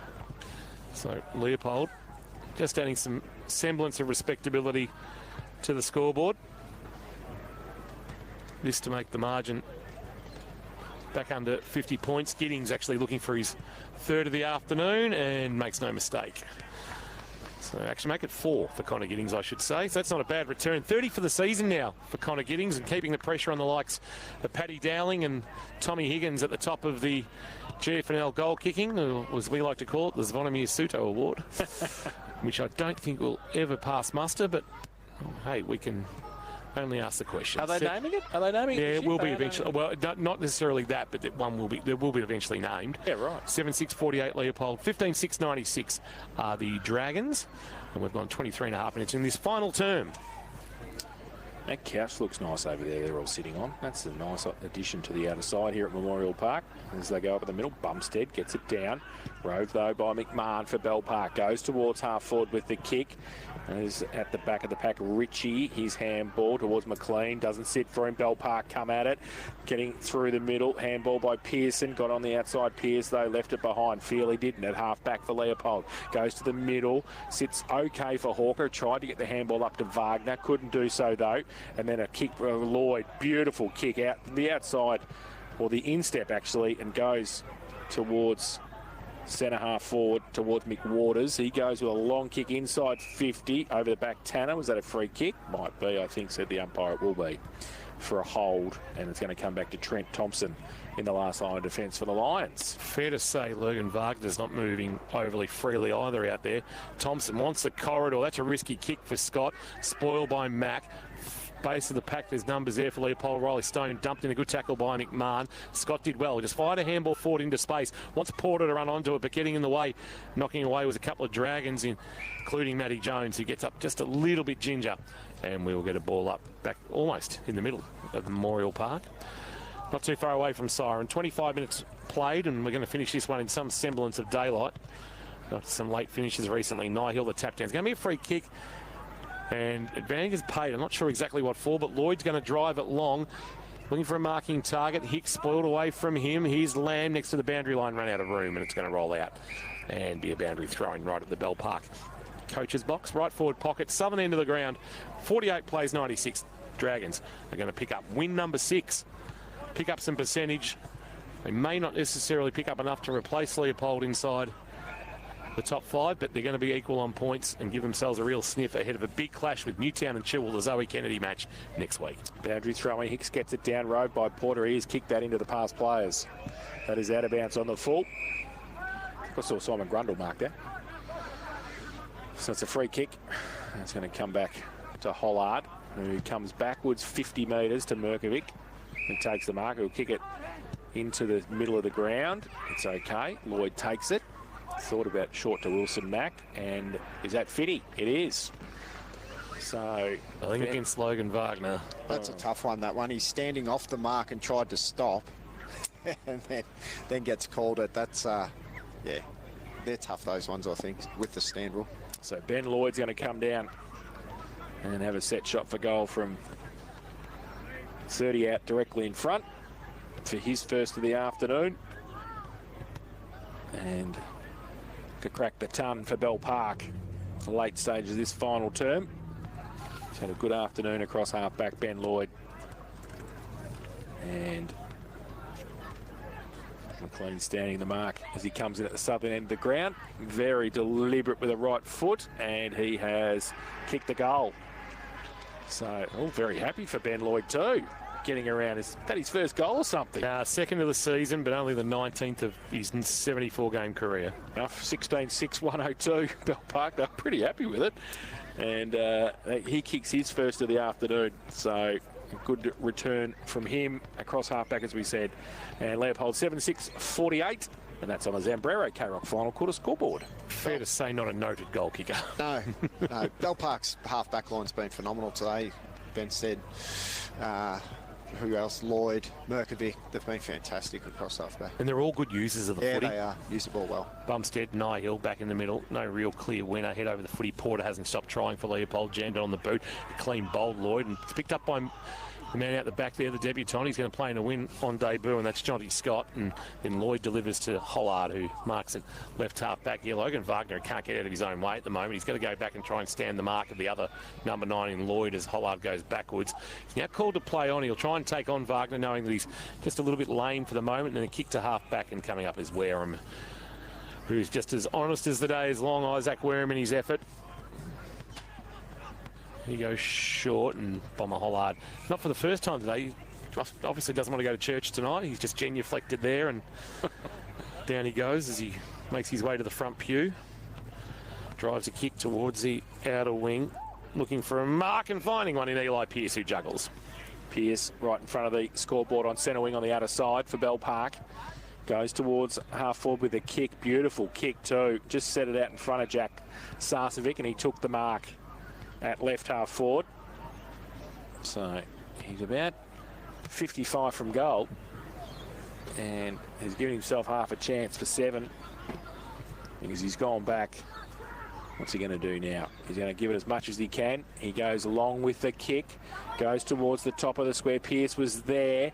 Pearson as well. He's wrapped up in the tackle, brought to ground, and it will be a ball up in between the goalpost and the behind post. Logan Wagner's just made his way off. I'm pretty sure he'll be heading straight for the showers. He is looking like he's pretty done. Thanks, Birchie. Hicks trying to take it out of the ruck contest. It's literally rugby scrum style down there, and I think the umpire's going to come in and do a bit more work in between the goalpost and the behind posts. Bell Park into attack. Can they find a late one? Maybe a 7th for Jack Sarcevic, and there's going to be a free kick in the ruck contest. It's against Hicks. He puts his hands to his head. Advantage is taken, and at halfback they'll look to build Ash. Slung in the tackle, got the handball away. Then a quick kick as he turned it over. Merkovic sent it back to the top of the square. Trent Thompson thought about spoiling, but tried to mark, couldn't take that mark off the hands of the pack. It's a throw out of there by Hicks. Birmingham takes it, and that was a siren, I reckon, that we just heard. Was it? No. I reckon I heard a siren. Umpires stopped. Yeah, now the siren, and we are done. I didn't think I was hearing anything. Bell Park with an impressive win. 54 points. Take down the 2-time reigning premier, and they get that big scalp that they've been craving. They had St Joseph's in a position to knock over last week, and they couldn't get the job done. But this week, against an injury-ravaged opponent, they have been able to put the foot on the throat and keep it there and walk away with a 9-goal victory. 16-6, 102, 7-6, 48. The Dragons improve to 6-4. They join Leopold on 6 victory. The Polders also 6-4. And the highlight this afternoon, a 6-goal effort from Jack Sarcevic. But for Leopold, they will be counting the cost. Injuries for Mitch Burgess, Andrew Pepper, Jet Matthews, who has already gone to hospital with a shoulder issue. And they got St Mary's in a big clash. They got St Mary's and South Barwon in 2 big clashes, row either side of the bye. And they might prove to be season defining as they chase a hat-trick of premierships. Yeah, especially when you've lost a few cattle going into those games. It could really hurt them in their aspirations for 3 in a row. It's the Dragons' first win here at Memorial Park since 2017. And you've got to go back to 2013 for a margin anywhere near this with a Bell Park win here at Leopold's home deck. 60 points back in round 5, 2013. But the Dragons, they will celebrate this one long and strong. This is a victory that seasons are built on, right? Yeah, for sure, and especially if you want to be there at the pointy end of the season, you need to come out, and especially the teams in and around you on the ladder, these are the wins that you need to set up your season and hopefully play finals. We're going to go down to Jane Birch, fifth quarter. This is my school. This is my school. This is my school. This is my school. This is our center.